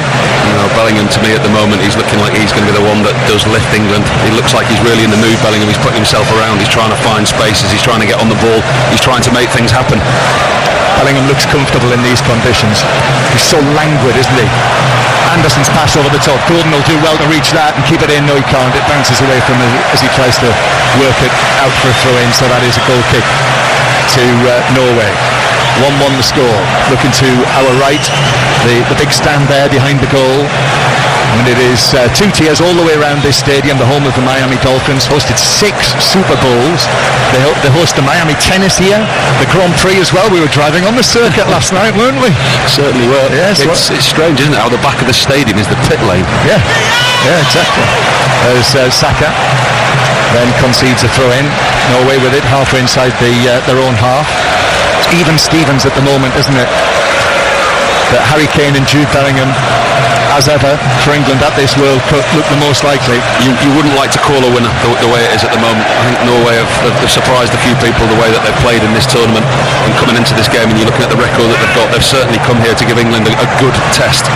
Bukayo Saka, he's fouled, or he looked as though he was fouled. However, it's won back by Anderson. Did well there to put in the challenge and win it back from Sheldrup. And now Gordon. It finds its way to Anthony Gordon, who takes it into the penalty area. He beats Arsenis, and then the cross from Gordon to the back post. It bounces for Kane, but in comes the challenge. Good challenge as well it was. He read the danger well there as the ball is played away downfield. Pickford has come a long way out of his penalty area, but he gets there first. Haaland wasn't far away. And then Elliot Anderson and England have got possession back. And that looked as though it was going to fall to Harry Kane, but excellent work from Sheldrup. You see Harry Kane's intelligence in and around the box there. Anthony Gordon does well on the left-hand side, and he sees his England captain. He just peels away to the far post and finds himself some space, but the ball just wouldn't come down for him in the end. We are in the 67th minute. World Cup semi-finalists to be decided perhaps in the next 25 minutes or so. Norway going to make some more changes, at least 2, as challenge comes in from Sheldrup on Saka. That's out of play off Saka. That is given as a throw-in for Norway.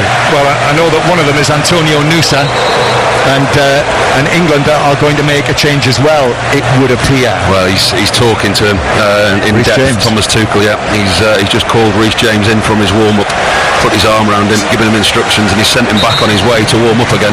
But I wouldn't be surprised if it's long before we see Reece James. Sørloth is the first player coming off for Norway. He's not had the best of days, has he? That moment in the first half when he could have set up Haaland, and Oscar Bob is going to come on.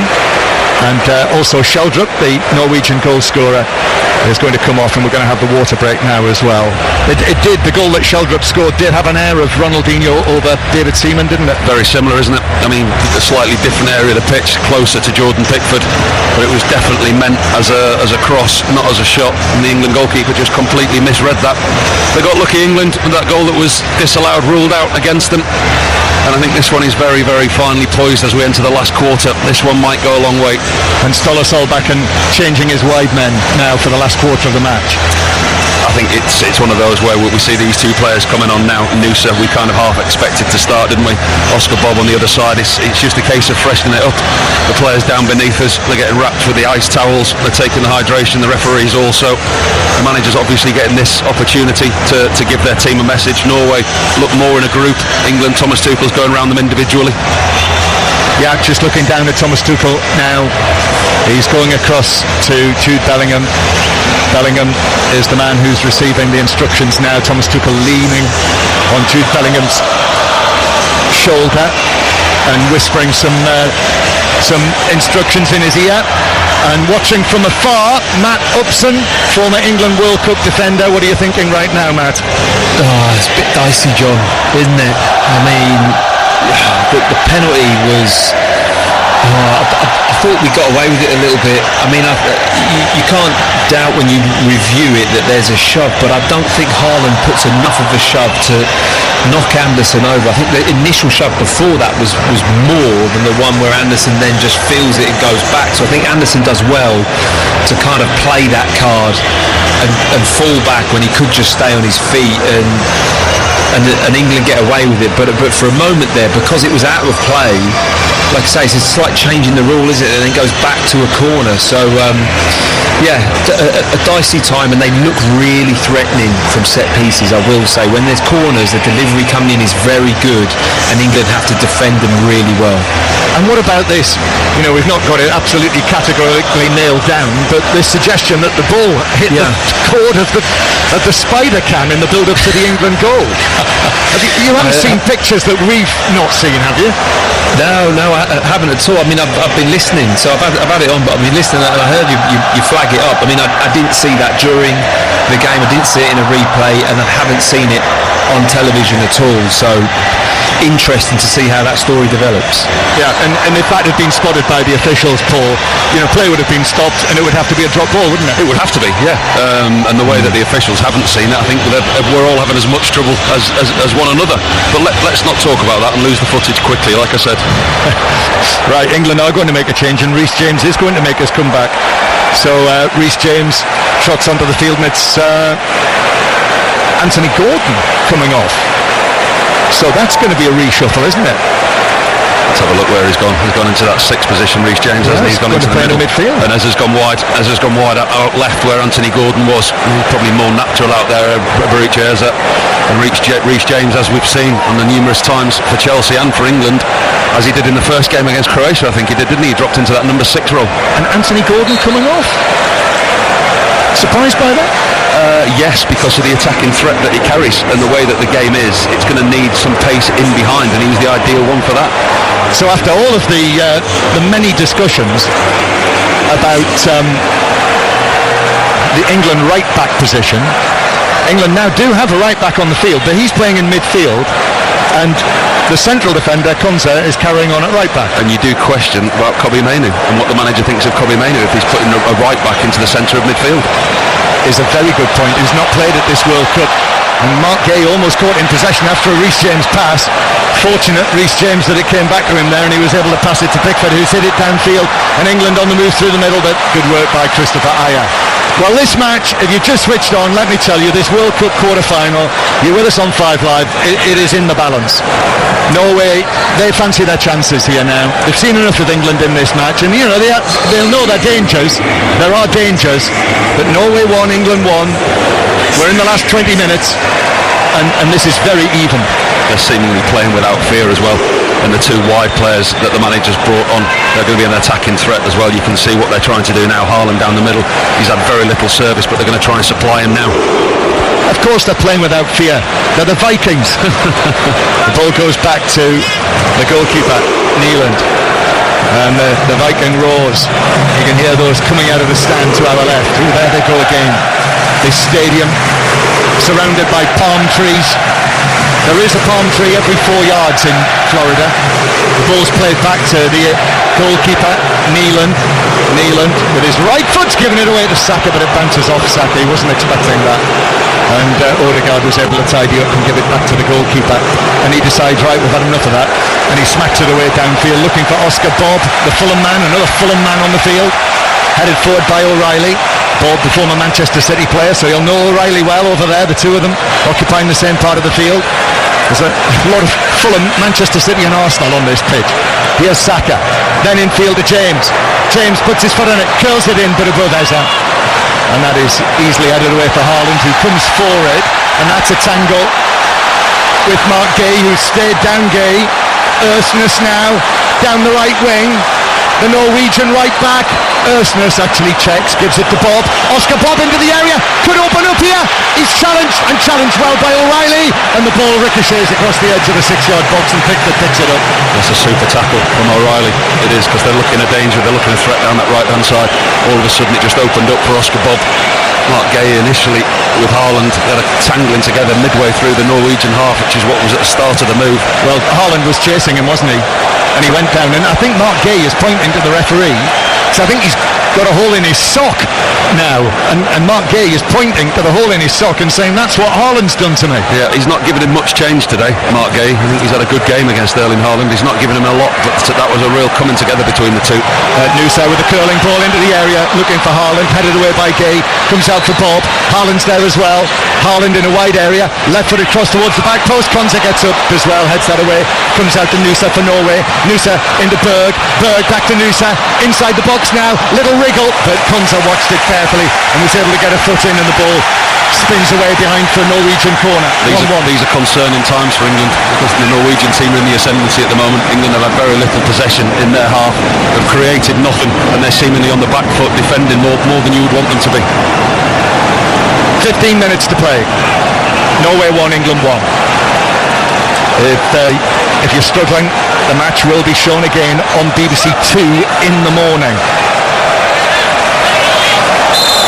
Norway with a corner from the left. Berg to take this. Patrick Berg.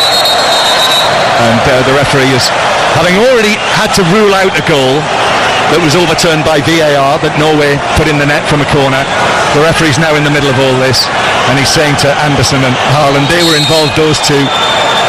Haaland, when the incident when Haaland shoved over Anderson. Right, ready now. Referee is trying to keep tabs on this. He's in the box. Berg with the corner, Pickford at the back post, comes in, gets a punch on that, comes out Erstens with a shot across the box, deflected header, hits the bar, and the follow-up is stabbed into the outside netting. England survive. It fell to Haaland to the left of the goal, and Ezri Konsa is being praised for his part in that, help to his feet. A goal now scramble, could have ended up anywhere, and England survived, and it's still 1-1. Well, England's goals leading a very charmed life at the moment. Once again, it's England struggling to defend set pieces. It's Christopher Ayer who gets his head to the ball. The ball bobbles about at the far post, and they manage to put it back into the 6-yard box, and he rises the tallest, and he gets a good clean header on it, and it's up and over Jordan Pickford and right back off the crossbar. Worrying times for England. Well, that had a touch of the Azteca about it, didn't it? Surviving a moment like that. Kane stretching centre field and playing the ball back to Gay, and now O'Reilly. We're into the last 15 minutes now. Extra time could be a thing. Ball passed forward by Eza. That wins a throw-in off Oscar Bob. Eza takes it back to Anderson. Now here's Reece James. Reece James square here to John Stones, pushing forward. Bukayo Saka peels almost on the white line. Saka infield to James, who curls it into the box, but that is easily headed away by Berger on the edge of his own box. Eza though, with that mane of a ponytail bobbing behind his head. Reece James, square from him to John Stones, middle of the half. Bukayo Saka now. England have got a little bit of a measure of control back all of a sudden. Saka's ball deflected across goal. Gay goes for it again. Haaland and Gay together, and the England fans, I think, praising Gay but also calling for a free kick after that challenge once more from Haaland on his teammate, his clubmate Mark Gay. Elliot Anderson now to the left hand side. England looking to move it more quickly as they're into the box, but that's headed away by Hegem, who thought he'd scored the second goal for Norway that was ruled out. Eza again. Eza rolls it across the Stones, 30 yards from goal. England moving it from side to side, but probably not with enough zip. That's what they want. Stones back to James again, just a little too ponderous, taking a second touch. Saka, however, curls one in dangerously, and arriving at the back post, Kane just couldn't get there, and the ball whipped across, skidded off the turf, and Elliot Anderson actually was the England player who was arriving but couldn't get there, and it's through for a goal kick. It's the first time that we've seen Saka in the second half really have an impact. Cuts in on his favoured left foot, 18 yards out on the angle, and he whips a vicious ball in across the back of the defence. Elliot Anderson trying to get there at the far post. It's one of those, if it misses everybody, it sometimes creeps in at the far post. It's an excellent ball from Saka. Norway 1, England 1. Long high one through the middle. Haaland flicks it on. Gay and Haaland again together, and then across comes James, and then Harry Kane gets involved, but Haaland actually in the end steps in, middle of the England half, and Odegaard Now with the ball, takes it back towards the halfway line, just dragging his foot over the top of the ball, and then the ball back into the Norwegian half. And Hegem is going to bring it forward from the halfway line. His socks are down now already, Hegem. That shows you, that's an indicator, isn't it? Central defender gets his socks down of the heat inside this ground. I think it has dipped a little, but it is still very, very close, very humid, and mainly overcast. There's a little bit of blue sky above, but above the stadium here, mainly cloud, as Norway attack with Bob in towards the corner of the box. Odegaard, back to Oscar Bob. Now it's England's turn to get into position. Here's Berg inside the penalty area, the busy little worker that we saw for Buda Glimt this season on their run to the round of 16 in the Champions League from the Arctic Circle. Here's Bob again, back to Ursnes, and then they go back towards the halfway line. And more on Spider Cam Gate in a moment, Paul, so get ready for that. Here's Nusa down the left, Stones with him, Nusa curls it in, dangerous looking, but O'Reilly's underneath that for England to head it away, and it bounces out of play. Apparently FIFA say there was no spike on their technology that monitors whether the ball has been touched or not. So this is the incident here that haven't heard.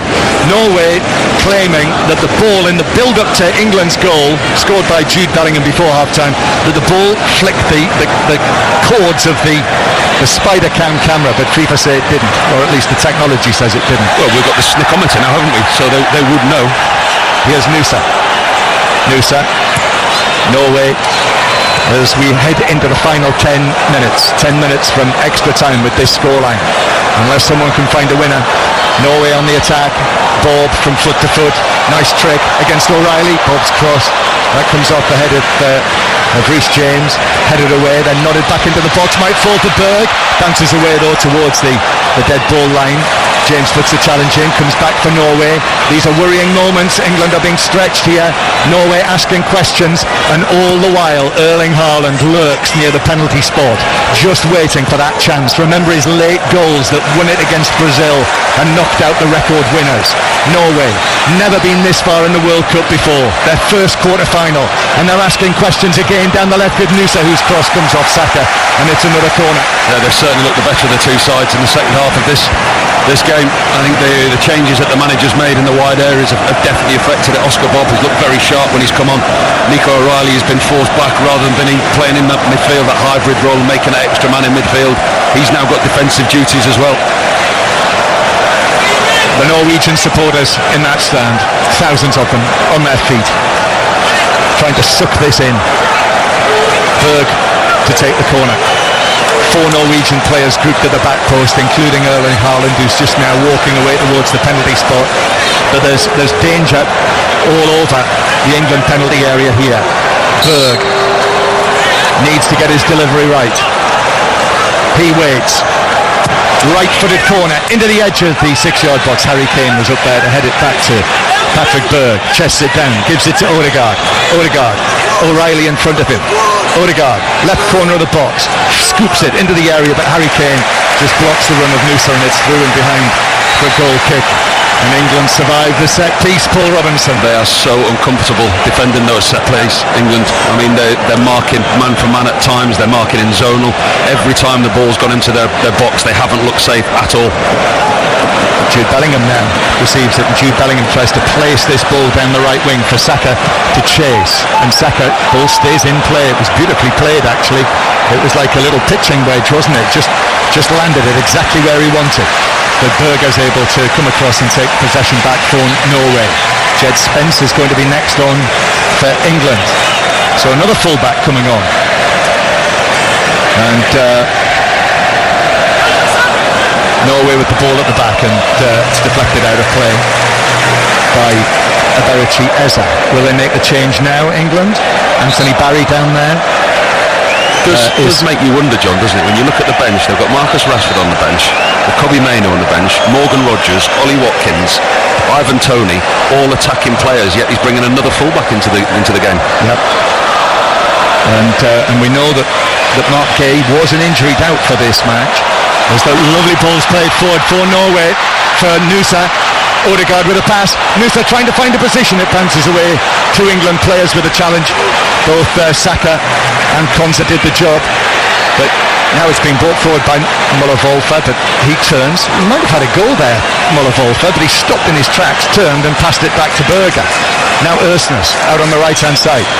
Oscar Bob up against O'Reilly. Still Oscar Bob trying to find a position. Turns, plays it back to the edge of the area. Comes to Sander Berger. Berger though, not thinking of a shot. Nusa, he receives it. Nusa goes for a corner and Pickford is able to drop down onto his knees and gather it into his chest. He's got good positioning there, Jordan Pickford, but once again his handling lets him down a little bit. That ball bobbles around underneath his stomach when he catches it. Nusa's been lively since he's come on this left-hand side. Gets into the box. Saka earlier made a really good challenge on him just before he's about to pull the trigger. Paul, you make the point about all of the attacking England players. You know, they've created virtually nothing in the second half. You've not run into down, have you? I haven't. Again, in the second half, since England had their spell at the end of the first period, Bellingham got the equaliser, Kane got the ball in the net, but that was correctly ruled out for offside. England have created nothing, and now Jed Spence's coming on. But, as has been widely said, Thomas Tuchel has had a very good World Cup tactically with the changes that he's made.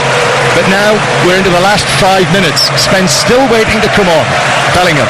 Basically, England are relying on Bellingham and Kane. They need a bit of magic. There's a bit of magic or a mistake that will decide this game if it is to be done in normal time. And now the ball's out for an England throw. And we'll see who is coming off for England. And it is Nico O'Reilly.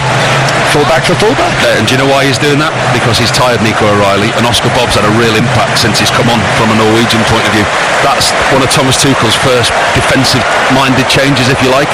He spoke openly about Jed Spence being the quickest player in the team, and because Oscar Bob's come on and had the impact that he's had in the short space of time, I'm almost certain as to that's why he's made that change. Playback underway. 4 minutes of the 90 to go. It's level at 1-1. France and Spain will be preparing for their semi-final on Tuesday night. Wednesday night, we just don't know. Argentina, Switzerland, you'll hear later with Ian Dennis, Chris Sutton, and that will kick off at 2 a.m. UK time. So that is very much one to take the radio to bed with you to listen to that one on BBC 5 Live. Stones, right-footed ball high across the pitch. Eza is just able to step away, bring it down, give it to Elliot Anderson. Now Jed Spence into the action for the first time, gets his first touch. Reece James, John Stones comes up. John Stones then works the pass to the right-hand side to Saka. By the side score now, it may well be the goal that takes them into the semi-finals.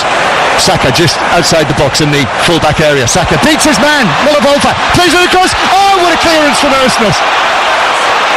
Well, hands on head for England. Kane was in there, Eza was in there, but Ersnes just stepped forward and cleared it. I don't think anybody expected Saka to get past his man. That was a piece of magic from Bukayo Saka on this near touchline. Gets past two defenders, gets into the 18-yard box, and he flashes it across the front of the goal, and the England players caught on the heels. It was a tap-in, it was a great clearance from Ersnes. And now Konza in the full-back position is able to rattle the ball off Muller-Wolfer, and it's behind it. It's an England corner this time. Great play from Saka, the way they beat Muller-Wolfer. He was brilliant. He got between two defenders and then he got almost to the byline. He puts it across the 6-yard line with his right foot. Goalkeeper dives full length to try and intercept the cross. He couldn't get there. Harry Kane and Eza, I think it is, at the far post. Ersnes just gets there before them and clears it on a diagonal. It's a corner. Bukayo Saka looking there. Bukayo Saka was asking for who's going to take this corner, looking to Anthony Barry. As we know, Saka often takes them from the right for Arsenal, but it's Eza. Eza's going to take this. We're in the 88th minute. We're going to see Morgan Rogers coming on for England very shortly. But Eza takes the corner, an out swinger. Norwegian head to it first. Harry Kane, I think that's a foul. It is a shove in the back on Ersnes. The referee spotted that. Ersnes felt the hands of Kane in his back, went down. Correct decision, free kick. Looking frustrated, isn't he, Harry Kane? And I think we bill this as Kane against Haaland, but I think both of them had really quiet games. I mean, it's not detrimental to them. If they don't get service in the area that they need the service, they won't have that involvement in the game. We know that Kane drops in at times and we see him going deeper, but I think both of the number 9s have struggled to get into the game. So off comes Konza. So Ezri Konza, who's played out right back. So Morgan Rogers coming on. And I think we know what that means, Paul. Reece James to right back, another right back. So Reece James will go to right back, Morgan Rogers will go into the middle of the pitch. So we've got Jed Spence at left back, Reece James at right back, and now he will go into the centre of the park, Morgan Rogers. And also Mulla Volta, having been beaten by Bukayo Saka, Marcus Holmgren Pedersen, who has actually been unwell but has been past fit for this match. Remember, he scored his first international goal that he scored in the win against Senegal in the group. He comes on, the Torino right back, and he is going to play as the left back, it would appear, or at least he's on the left flank. Pedersen. We are almost into added time. Still level at 1-1. Haaland, has Norway come forward, Bob. And then Martin Odegaard will take the ball back towards the halfway line. There's always a distinct possibility on a day like this, weather-wise. England playing in the highest temperatures yet experienced at this World Cup for them. And Ersnes now on the overlap, plays the ball in, and Pickford takes no chances. Could have caught that, but actually patted it, sort of fisted it, two hands, well out of the penalty area. England look to attack.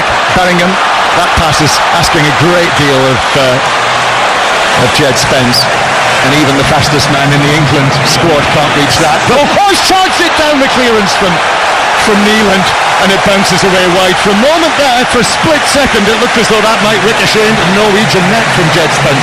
What was he doing, Neeland, the Norwegian goalkeeper? I mean, there was no pressure on him whatsoever, but Jed Spence, we talk about his pace, he's continued his run and he's closed the goalkeeper down. He's made a block, and that could well have ended up in the back of the net. Good play from Jed Spence. We're going to have 7 minutes of added time. Norway 1, England 1. This will be England's first extra time at this World Cup, unless there's a goal in the next 6 minutes or so. And Spence, down in his full-back position, plays the ball to Gay, who calmly chips it out to the far side, where it is kept in by Anderson, who's been able to work it forward to Eza, who is then fouled by Patrick Berg. And it's a free kick to England, half inside their own half. And for all the quality that Jed Spence showed there in the forward area, he nearly got caught by Oscar Bob. Oscar Bob's been quick since he come on. He tried to dispossess the England fullback in a really dangerous area for Norway. John Stones walks forward, or trots forward with the ball. Reece James now back at right back after a brief spell in central midfield when he came on his return from his hamstring injury. Anderson, crossfield to Eza. The national anthem breaks out from the many thousands of England fans. Anderson playing the ball in, it bounces back to Kane, but he took a heavy touch there, rather tired looking Harry Kane, it has to be said, as Martin Odegaard, the Norwegian captain, runs it away from the England captain, and Norway with the ball on the edge of their own box. Ersnes back to Neeland, who passes it out to Odegaard, who has been quietly efficient, hasn't he? Although Hegem might get himself into difficulties here. Rogers did well, put pressure on him, and Hegem, who went the ground, had to scoop it out for a throw to England. That was a cheap one. That's good from Morgan Rogers. That's what fresh legs do for you at this stage of the game. A lot of the England press has been a lot deeper, but now Morgan Rogers has come on. He's able. He's got the engine to go and press and put the pressure on high. Hegem there, he got himself in all kinds of trouble. He had to scoop it out for a throw in down on his near touchline.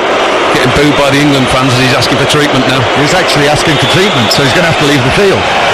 And England are going to have a throw, and they're going to have one of their central defenders off the field for a minute. Although the physios are not yet on yet, so we're waiting for the physios to come on. And what have they been doing?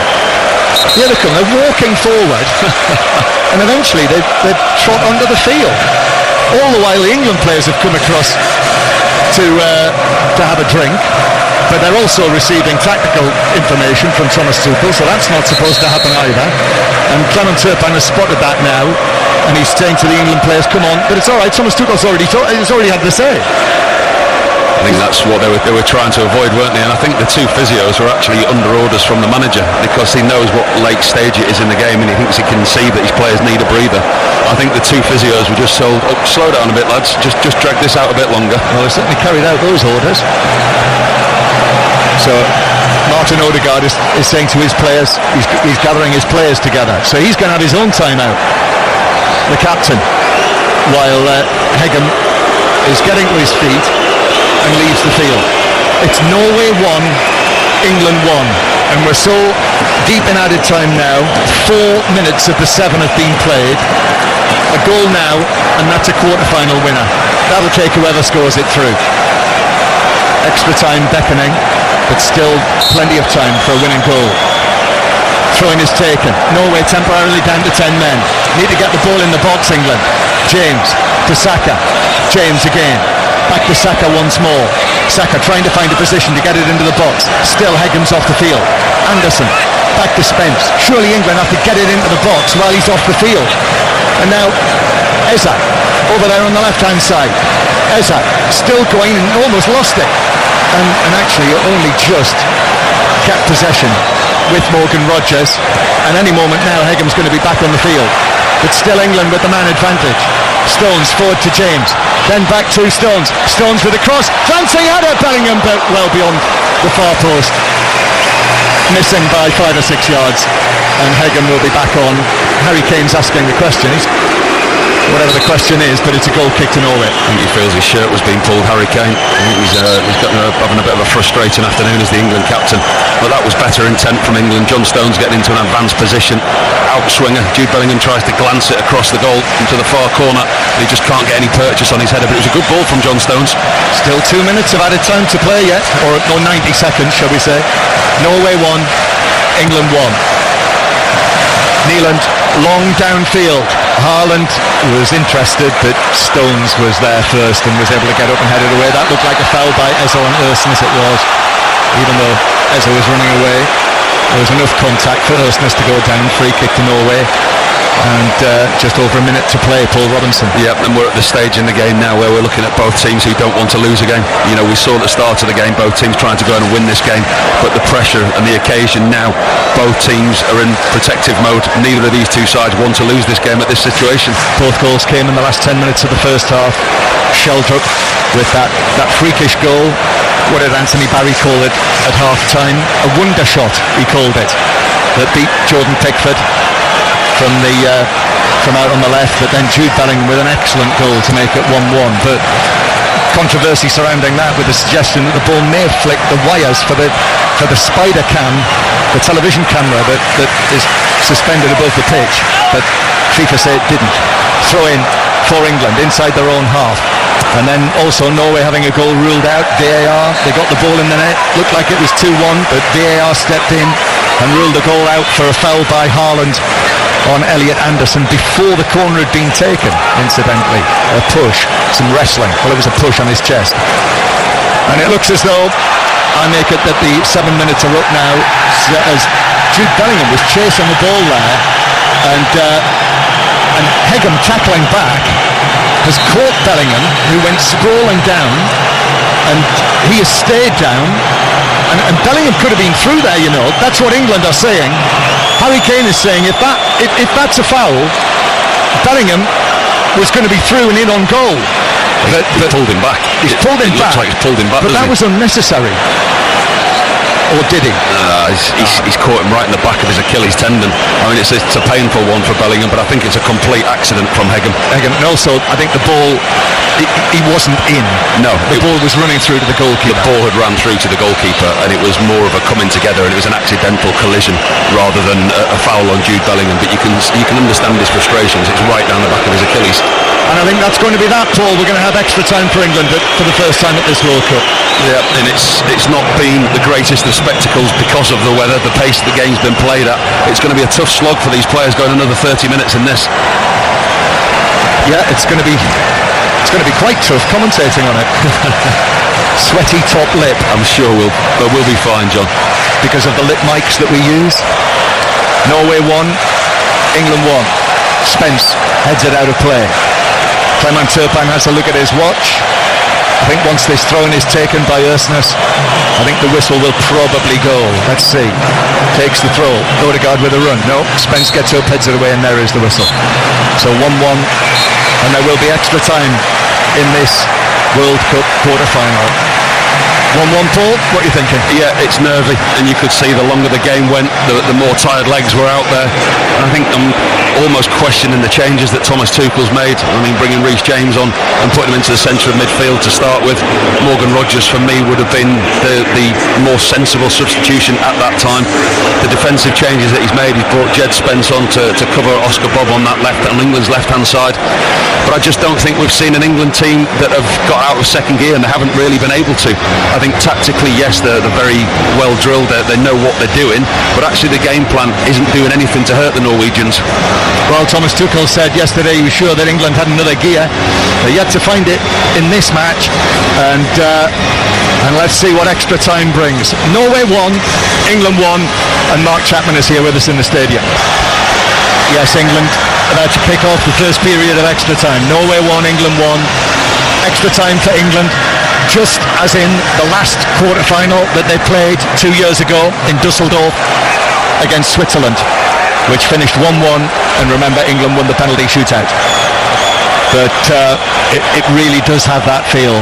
And okay, yes, you know, there are others out there who can weigh in with goals. Eza, Saka, Rodgers is on the field now, but it does feel that England are really relying on Bellingham and Kane. And the kickoff has been delayed. Bellingham stepped forward, didn't take the kickoff, then he did take the kickoff. The referee said, let's have another goal, which he does now, and he plays it all the way back to Pickford. At this World Cup, England have scored 12 goals, and Bellingham and Kane have scored 11 of them. That tells you a lot, doesn't it? That highlights match point, that the way that England are playing today. They really are waiting for that player, and for that moment it's certainly not been a convincing team performance thus far. The man who scored the other goal, Marcus Rashford, who can't get on the pitch now. There was a big noise there. I thought for a moment it was thunder, but actually I think it was somebody banging on a drum, a Norwegian banging on a drum. And it did thunder. There was thunder and lightning here in Miami last night, but later on in the evening. Here is Eza for England. Eza plays the ball. That's nice. Out to Saka. Chest that down. Saka up against Pedersen, the substitute. Then gives it back. Ball in from James. That's controlled inside the penalty area, but it bounces away from Rodgers actually. And they're able to play it up to Haaland. But then Reece James, now back at right back, is able to win it back. And just announcing the Østigård-Hegem substitution. So Leo Østigård coming on for Hegem, who picked up that injury at the end of the regulation time. As Saka, now carrying the ball down the right, is claiming that it came off Pedersen, and the referee agrees. Clement Turpin points over there to the corner flag. Cheap corner for England. And Saka's been intelligent with the way that he's working. He's waiting for the ball, and then he's doing his work with the ball rather than without the ball. He sits in a good defensive shape, but actually when he's got the ball, he's starting to become effective for England now. Did you spot that? I called it regulation time. I've been here too long. Is that one of our $5 fines? That's a $5 fine. One of our Americanisms that we fine each other $5 for. Yeah, guilty. Right, corner for Saka. 1-1. Early stages of extra time. Saka to take this. Rodgers on the edge of the 6-yard box. Kane and Gay at the back post. Norwegians posted everywhere. Played in by Saka, and that is well headed away. Norway are calling for a free kick. Aya headed it away. Back to Saka. Saka takes on Bob.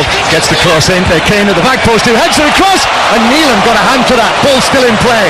That was a save by Neelan. Might have been dropping in. Still England with it. James. Back to Saka. Saka again. With a right-footed cross to the back post, but Gay has to peel away there as the ball drops over his head, bounces into the full-back position. Eza now, this is good pressure from England at the start of the first period of extra time. Rodgers is going to have a shot. O'Neill's lost it! It's in!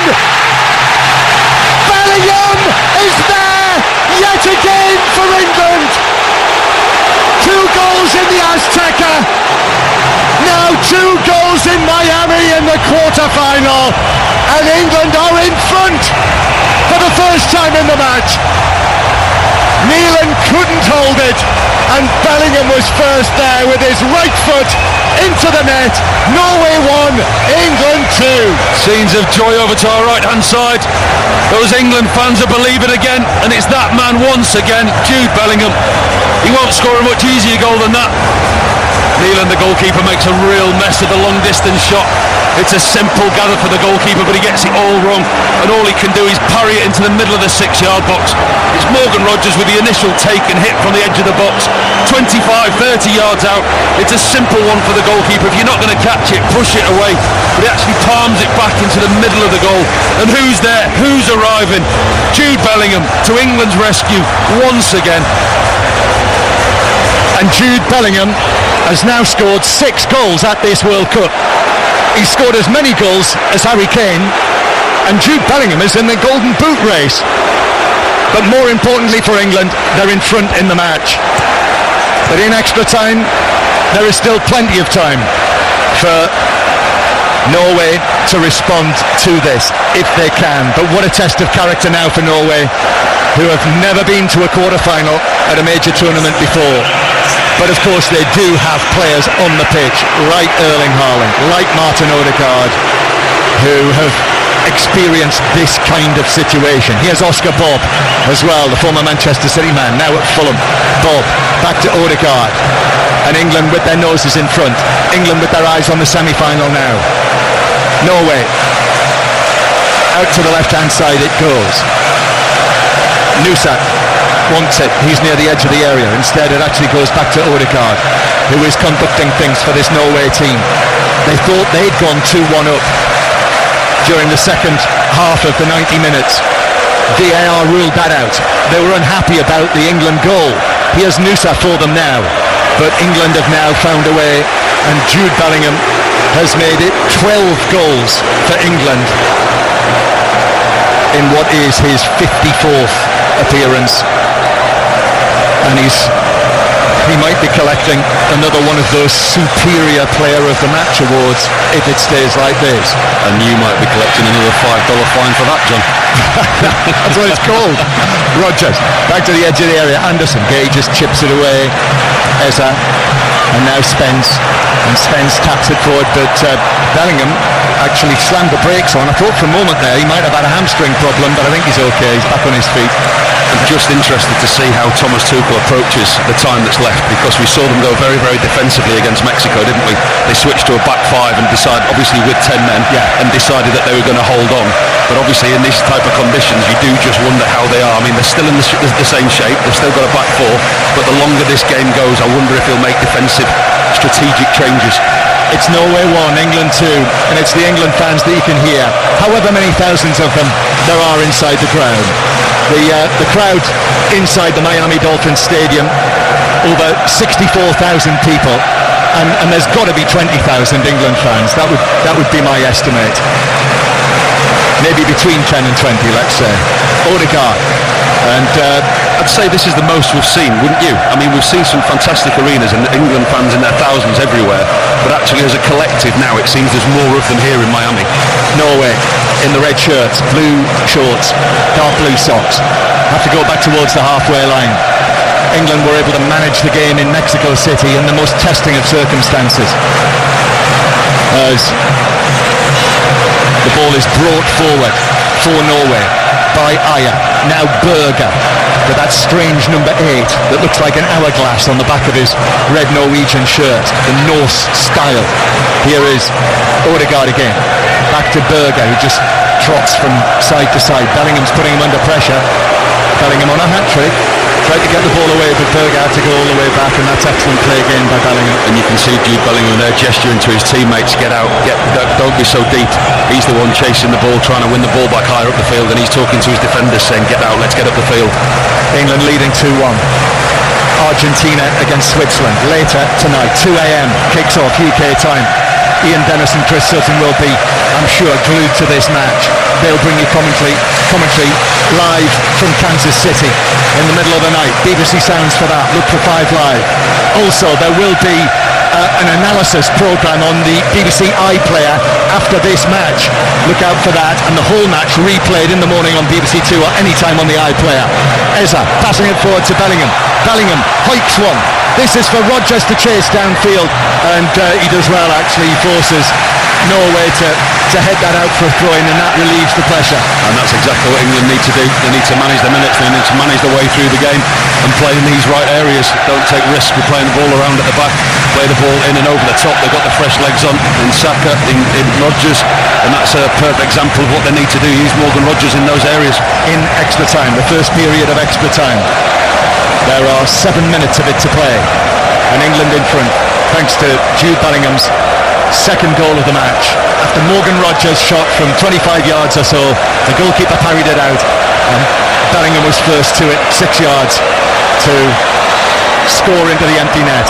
Now Spence down the left hand side, he's done well, he's still going, Jed Spence, he goes down, Bob with a foul, Spence goes down, England have a penalty and the chance to extend their lead, and his teammates go across to Jed Spence and congratulate him as if he scored a goal. Spence wins it, what an excellent run, and it'll be stepped forward Harry Kane now. Wasn't that an excellent run from Jed Spence? He had nothing on, there's no teammates in and around. He picks it up on this left hand side and he gets to the byline and you think, okay, dead end, he's not going anywhere. Then all of a sudden he flicks the ball into the 18-yard box, goes past Bob like he's not there, gets on the inside, gets goal side, he draws in the challenge and he wins a penalty right on the corner of the 6-yard box, and this is a wonderful chance for England. VAR obviously are having a look at this, and it did certainly looked as though it was a clumsy challenge by Oscar Bob. Jude Bellingham's got the ball, he's protecting the penalty spot, but I know he's on a hat-trick, but Harry Kane is lurking not far away, and surely it will be Kane. I'm sure that Bellingham is only protecting the spot. I think it was Clement Turpin who was the referee. Do you remember in the Champions League this season when Bellingham and Kane had a bit of a to-do when a penalty was taken when they were on opposing sides? Here, different world now, Bellingham's protecting the spot for Kane, it would appear. And they're now looking after one another. And Erling Haaland is making a nuisance of himself in there as well. Oh, hang on. The referee is going to come and have a look, and this penalty may well be overturned. Well, we haven't yet seen a replay, have we? We're just about to have a look now. We'll see exactly what the referee's seeing as he wanders to the screen down beneath us, in between the two dugouts, down at pitch level. Just looking here, Jed Spence again, he gets inside Oscar Bob, and actually Jed Spence puts his leg across Oscar Bob, and he initiates the contact. There's contact there, and it's a foul. I mean, they will be telling the referee that he initiated the contact, but whether he initiates the contact or not, there is contact. He tries to put his leg in front of Oscar Bob. Oscar Bob hits the back of Jed Spence's hamstring. I think they'll rule it out, but I don't think that's right. I think it's a penalty. It'd be interesting to hear this. The referee's got a decision to make here. He hasn't taken long. He's looked at the screen. Review, the attacker put his leg in front of the defender without any foul. So final decisions, no foul. I think that is... He just contradicted himself. I think that is extremely debatable. He's just when you talk about clear and obvious, Paul. Yeah. I think that is very debatable. And he's just said the attacker put his leg in front of the defender, and the contact was there. Whether he did it or not, he's got every right to put his leg in front of the defender because he wants to get goal side. I think in the Premier League, it's a penalty. That is a penalty all day long. Yes, he puts his leg in front of the defender, but the contact is there. The referee can't say he's put his leg in and there's contact and then not give a foul. I think that's a referee's call in the Premier League, as we've been used to calling it this season. He's not even getting brought to the screen in the Premier League. Norway 1, England 2 remains the score, and Harry Kane will not have the chance to extend England's lead yet. We are in the 102nd minute, so we're now in the 13th minute of the first period of extra time. I've got a sweat on now, that's angered me. I can tell. Nusa playing it out there for the substitute left back Pedersen. Pedersen then plays it back to Patrick Berg. I know we mentioned Martin Odegaard, but I think the Buda Glimt captain Patrick Berg has had an excellent match as well, the number 6. Their midfield has been very impressive. Pedersen's right foot cross, that's cleared away by Elliot Anderson, falling backwards, volleyed it away to the halfway line, and that's an incisive pass from Aya to Oscar Bob, who's been reprieved after he thought he'd conceded a penalty. Martin Odegaard trying to find a position. He's covered a lot of ground in these swelteringly hot conditions on this Miami Saturday afternoon. Ersness, then forward towards Oscar Bob again. Bob, who made that move to Fulham in January. Bob's ball across the penalty area. Noosa with a chance, shoots, brilliant block. Brilliant block by Mark Gay. It opened up for him on the edge of the area, and Gay threw himself, his body in front of the line of the shot, and blocked it away for a corner. What a block.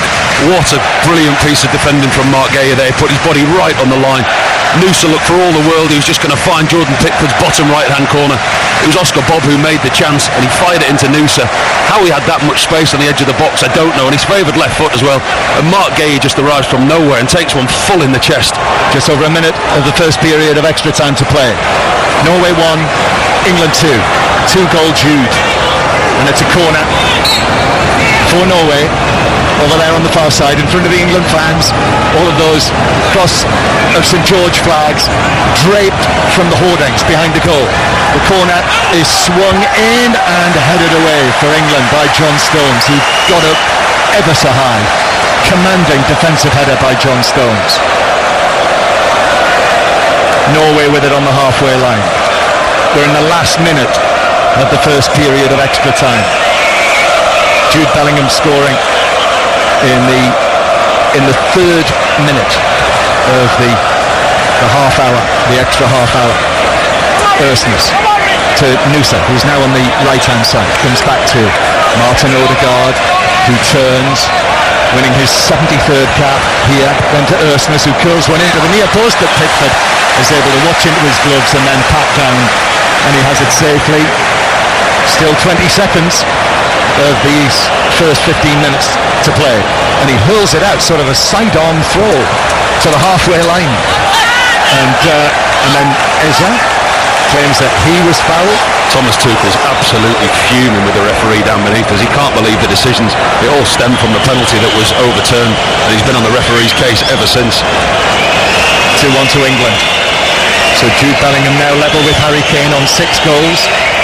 And this is the first time that any country has had 2 players scoring 6 goals or more at a single World Cup. 3 minutes of added time to be played at the end of this first period of extra time. Anderson heading it down on the edge of his own box and passing it to Gay, and then Gay forward to Harry Kane.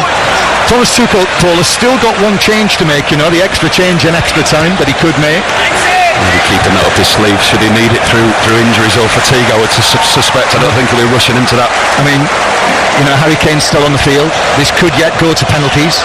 You want Kane on the field for penalties, but he does look as though he'd be a candidate to come on if he made the change. He looks very tired, doesn't he? He does. He looks very, very tired, Harry Kane. Here's Spence. Spence again. It's done well with Eza on the left-hand side.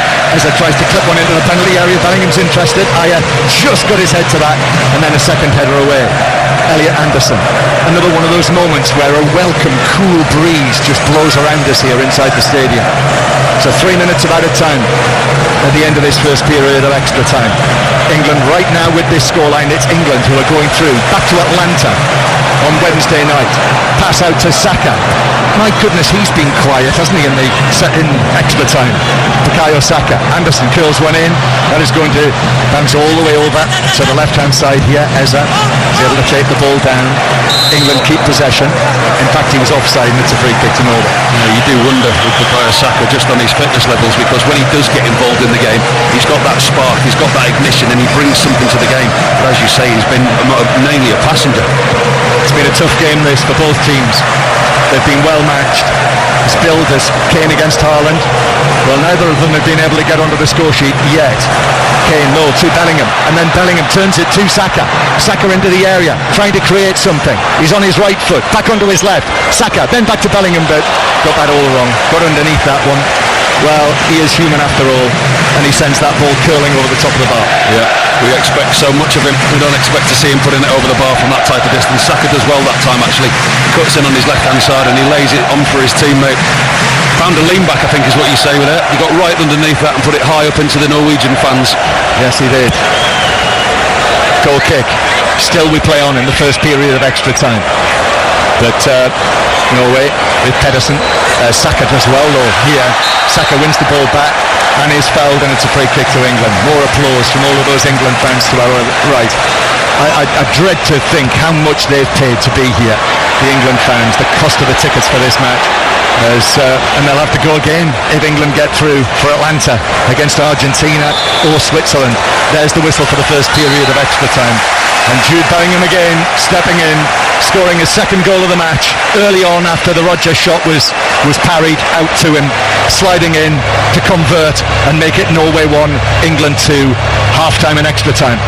And Norway are going to throw on Jørgen Strand Larsen, the Crystal Palace forward who made that move from Wolves in January for almost £50 million. So he's on the field. And I suppose it's a move that Ståle Solbakken probably felt that he had to make now. And who's come off? Just waiting to see. Not really seen. Is it Haaland? Well, it's saying Haaland on our screen in front of us. What on earth? That can only be fatigue. That can only be fatigue. Well, you spotted at the end of the 90 minutes. You spotted him being massaged on the bench, didn't you? He was, yeah. When the other players were in and around the manager at the end of 90 minutes, he was sat in the dugout, having been attended to by 2 physios. So you can only imagine that's an issue with fatigue for Haaland, because that's certainly not a change that the manager would have wanted to make. But a good one for England. Well, obviously Ståle Solbakken would not want to do that under any circumstances unless he absolutely had to. That can only be the reason, because we've not seen him pick up an injury or anything, have we? And they say at the end of the game he did look very tired, and I think that must be the exact reason. So Haaland will not score for the first time in a match at this World Cup, and as it is, with this scoreline, he would end with 7 goals. Now, Erling Haaland needs his teammates to step up and save his World Cup and win Norway a place in the semi-finals. I'm just looking at England's setup with Thomas Tuchel and what he's done. We spoke about potentially them being defensive, but actually the setup and the formation is exactly the same. He's staying with the back 4. Do you know, I think Dan Burn might be... He's been given a match shirt, Dan Burn, so he might be coming on. So Norway coming forward with Patrick Berg. Norway 1, England 2. We're in the second period of extra time now. Bob gives it to Nusa with a bleached pair. Nusa's ball across the area.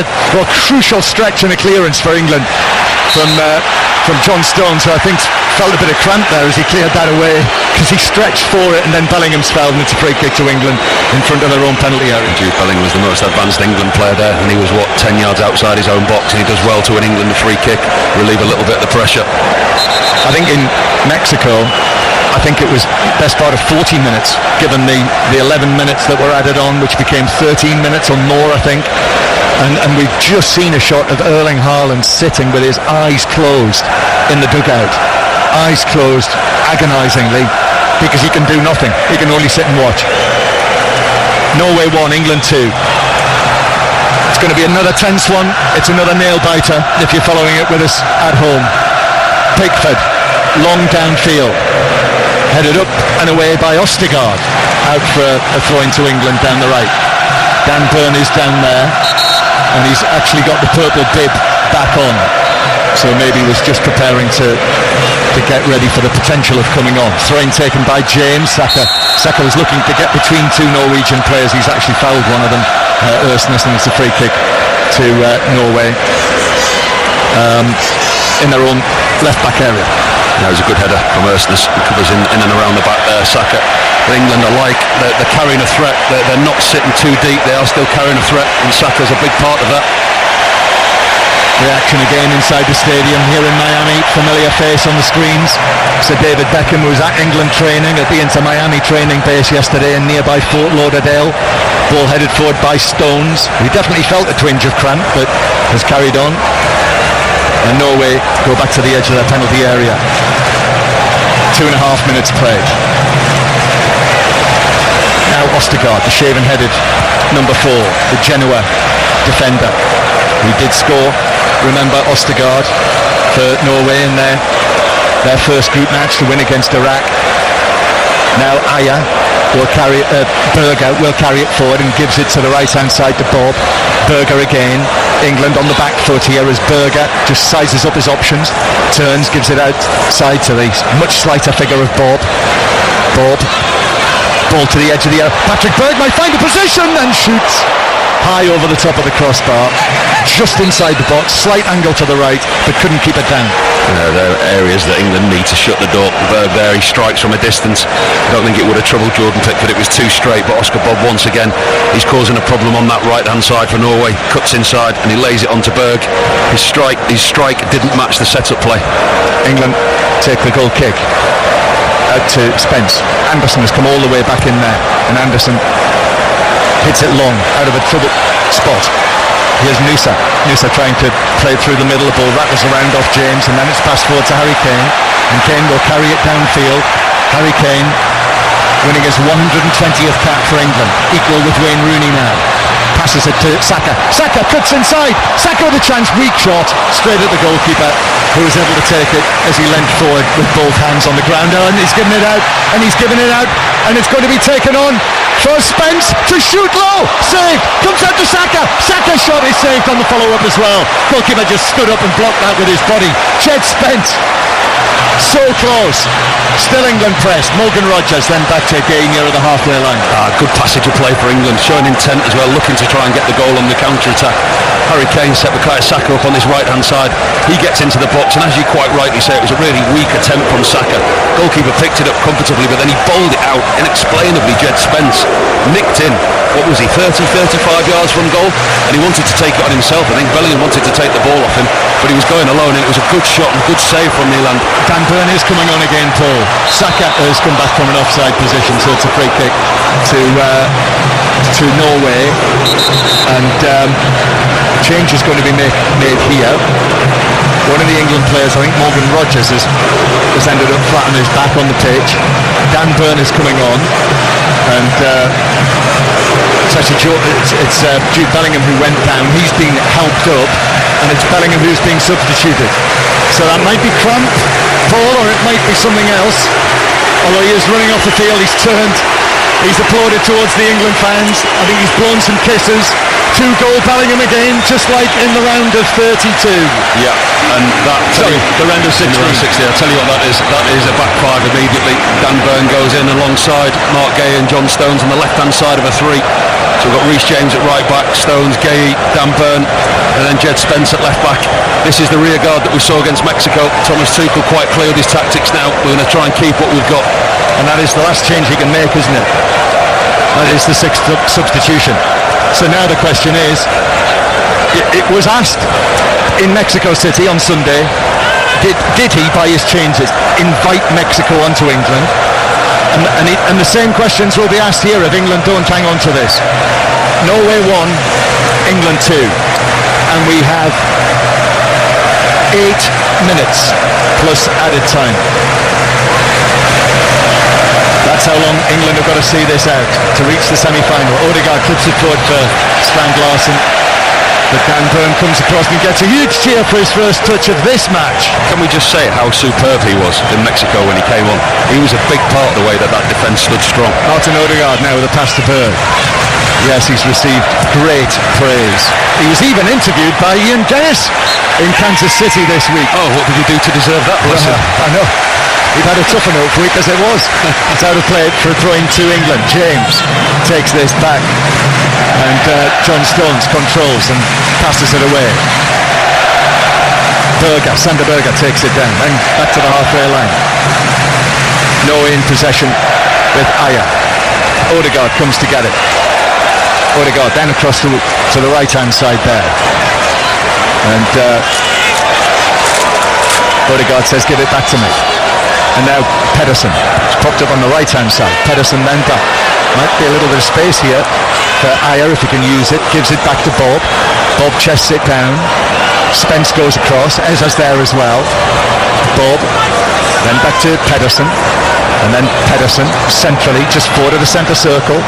Norway just waiting for that moment to try and find a way through the England defence.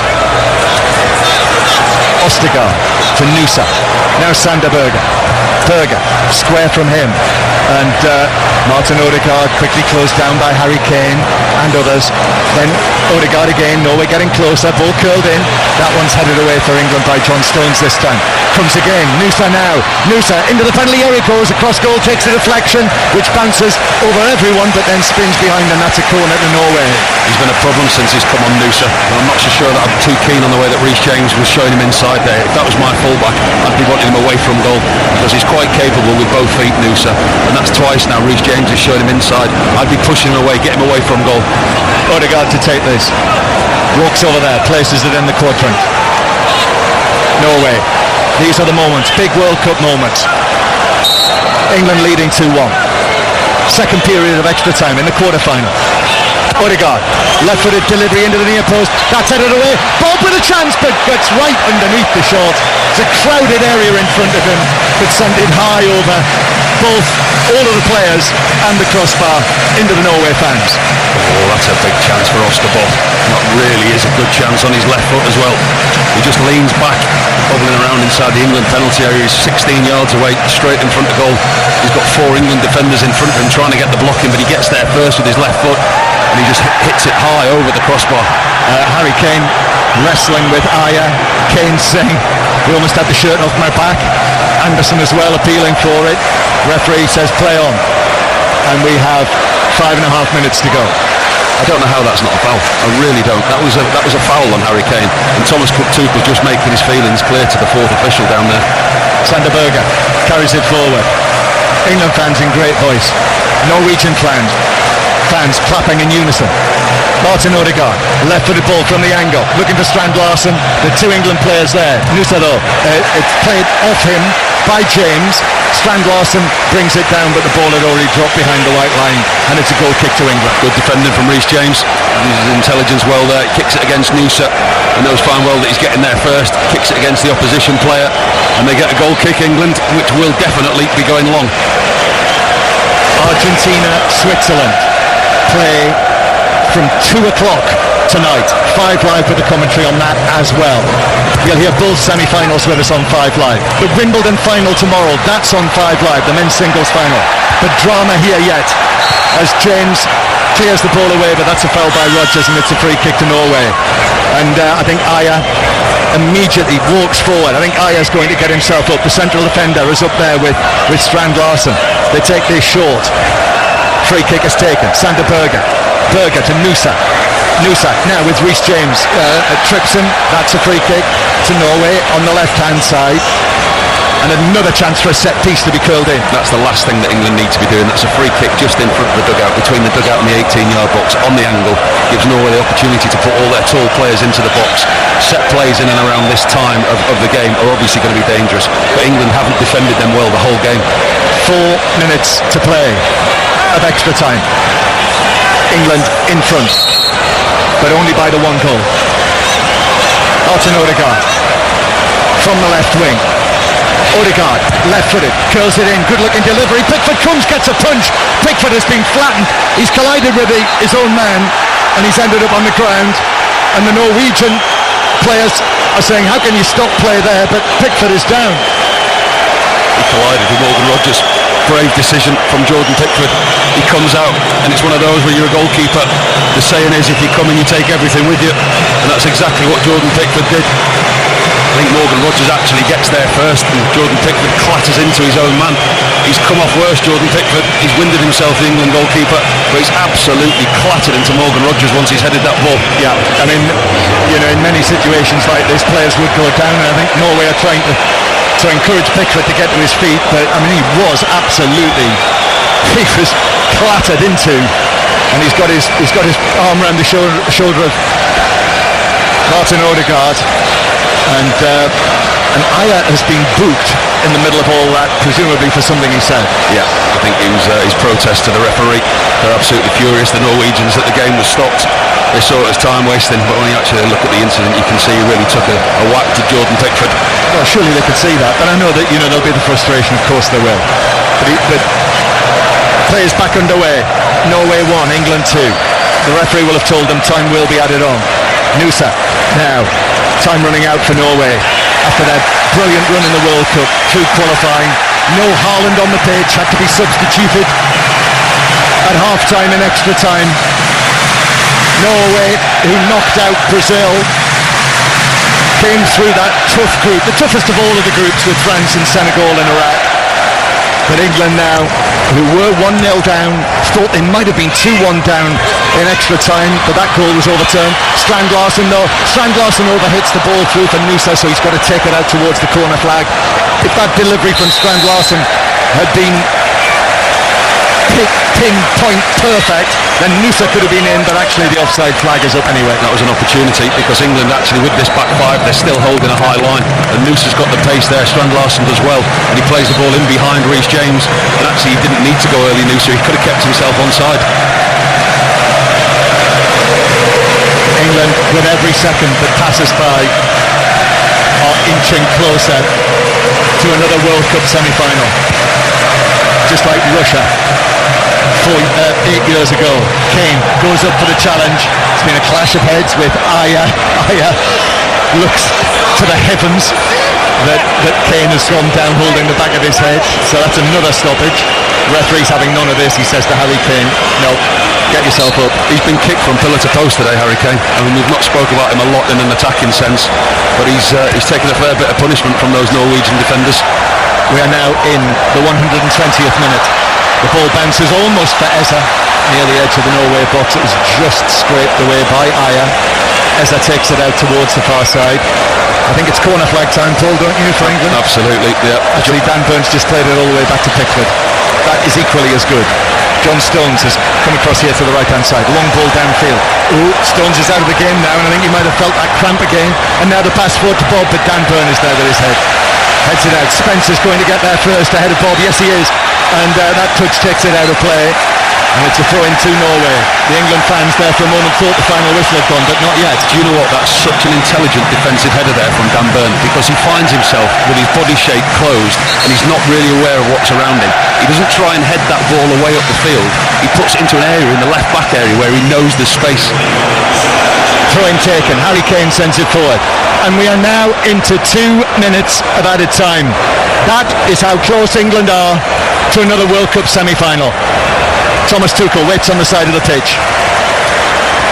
He looks as calm as can be, although now he just hitches up his trousers. England were 1-0 down here. Andreas Sheldrup scoring 10 minutes before half-time with a free goal. But Jude Bellingham scored before half-time, and then Jude Bellingham scored again in the first minutes of extra time. And it's Jude Bellingham again for England who's making the difference. This throw-in is taken for England up towards Harry Kane with Pedersen. Bounces for Pedersen. Pedersen just volleys it straight up in the air. He's looking to wallop it downfield. Nusa misses his header. Then Reece James gets ahead for the ball when Bukayo Saka plays it all the way back into the England half.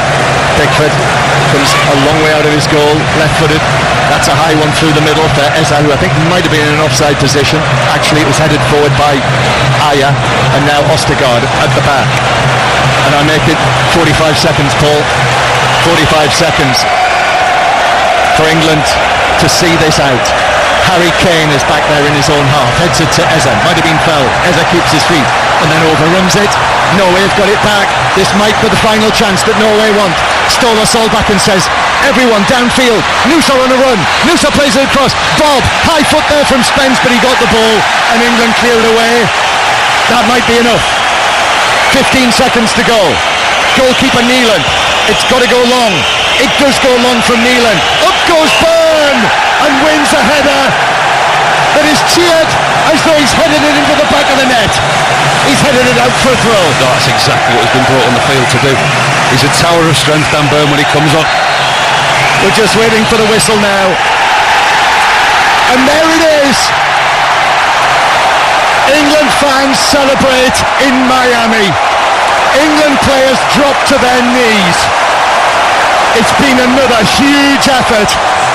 They were 1-0 down to Norway, but England, largely thanks to Jude Bellingham and his 2 goals, England have won it. And England will play in a World Cup semi-final in Atlanta on Wednesday night. England into a World Cup semi-final for only the 4th time. 1966, 1990, 2018, and now under Thomas Tuchel in 2026. Norway 1, England 2 after extra time, and let me tell you, there are some shattered bodies down there in both white England shirts and red Norway shirts. Paul Robinson. Whoa, where do you start with that? They put us through the mill again. Not the most vintage of performances from England, but again, it's a job done. I can't underplay the conditions what they've had to play in today. The game at times was slow, it was pedestrian-like, but they had a game plan. He changed it for my liking too much within the game. He tinkered with different players in different positions, but they stuck at it. And when you've got somebody like Jude Bellingham and Harry Kane in your team, you've got big game players.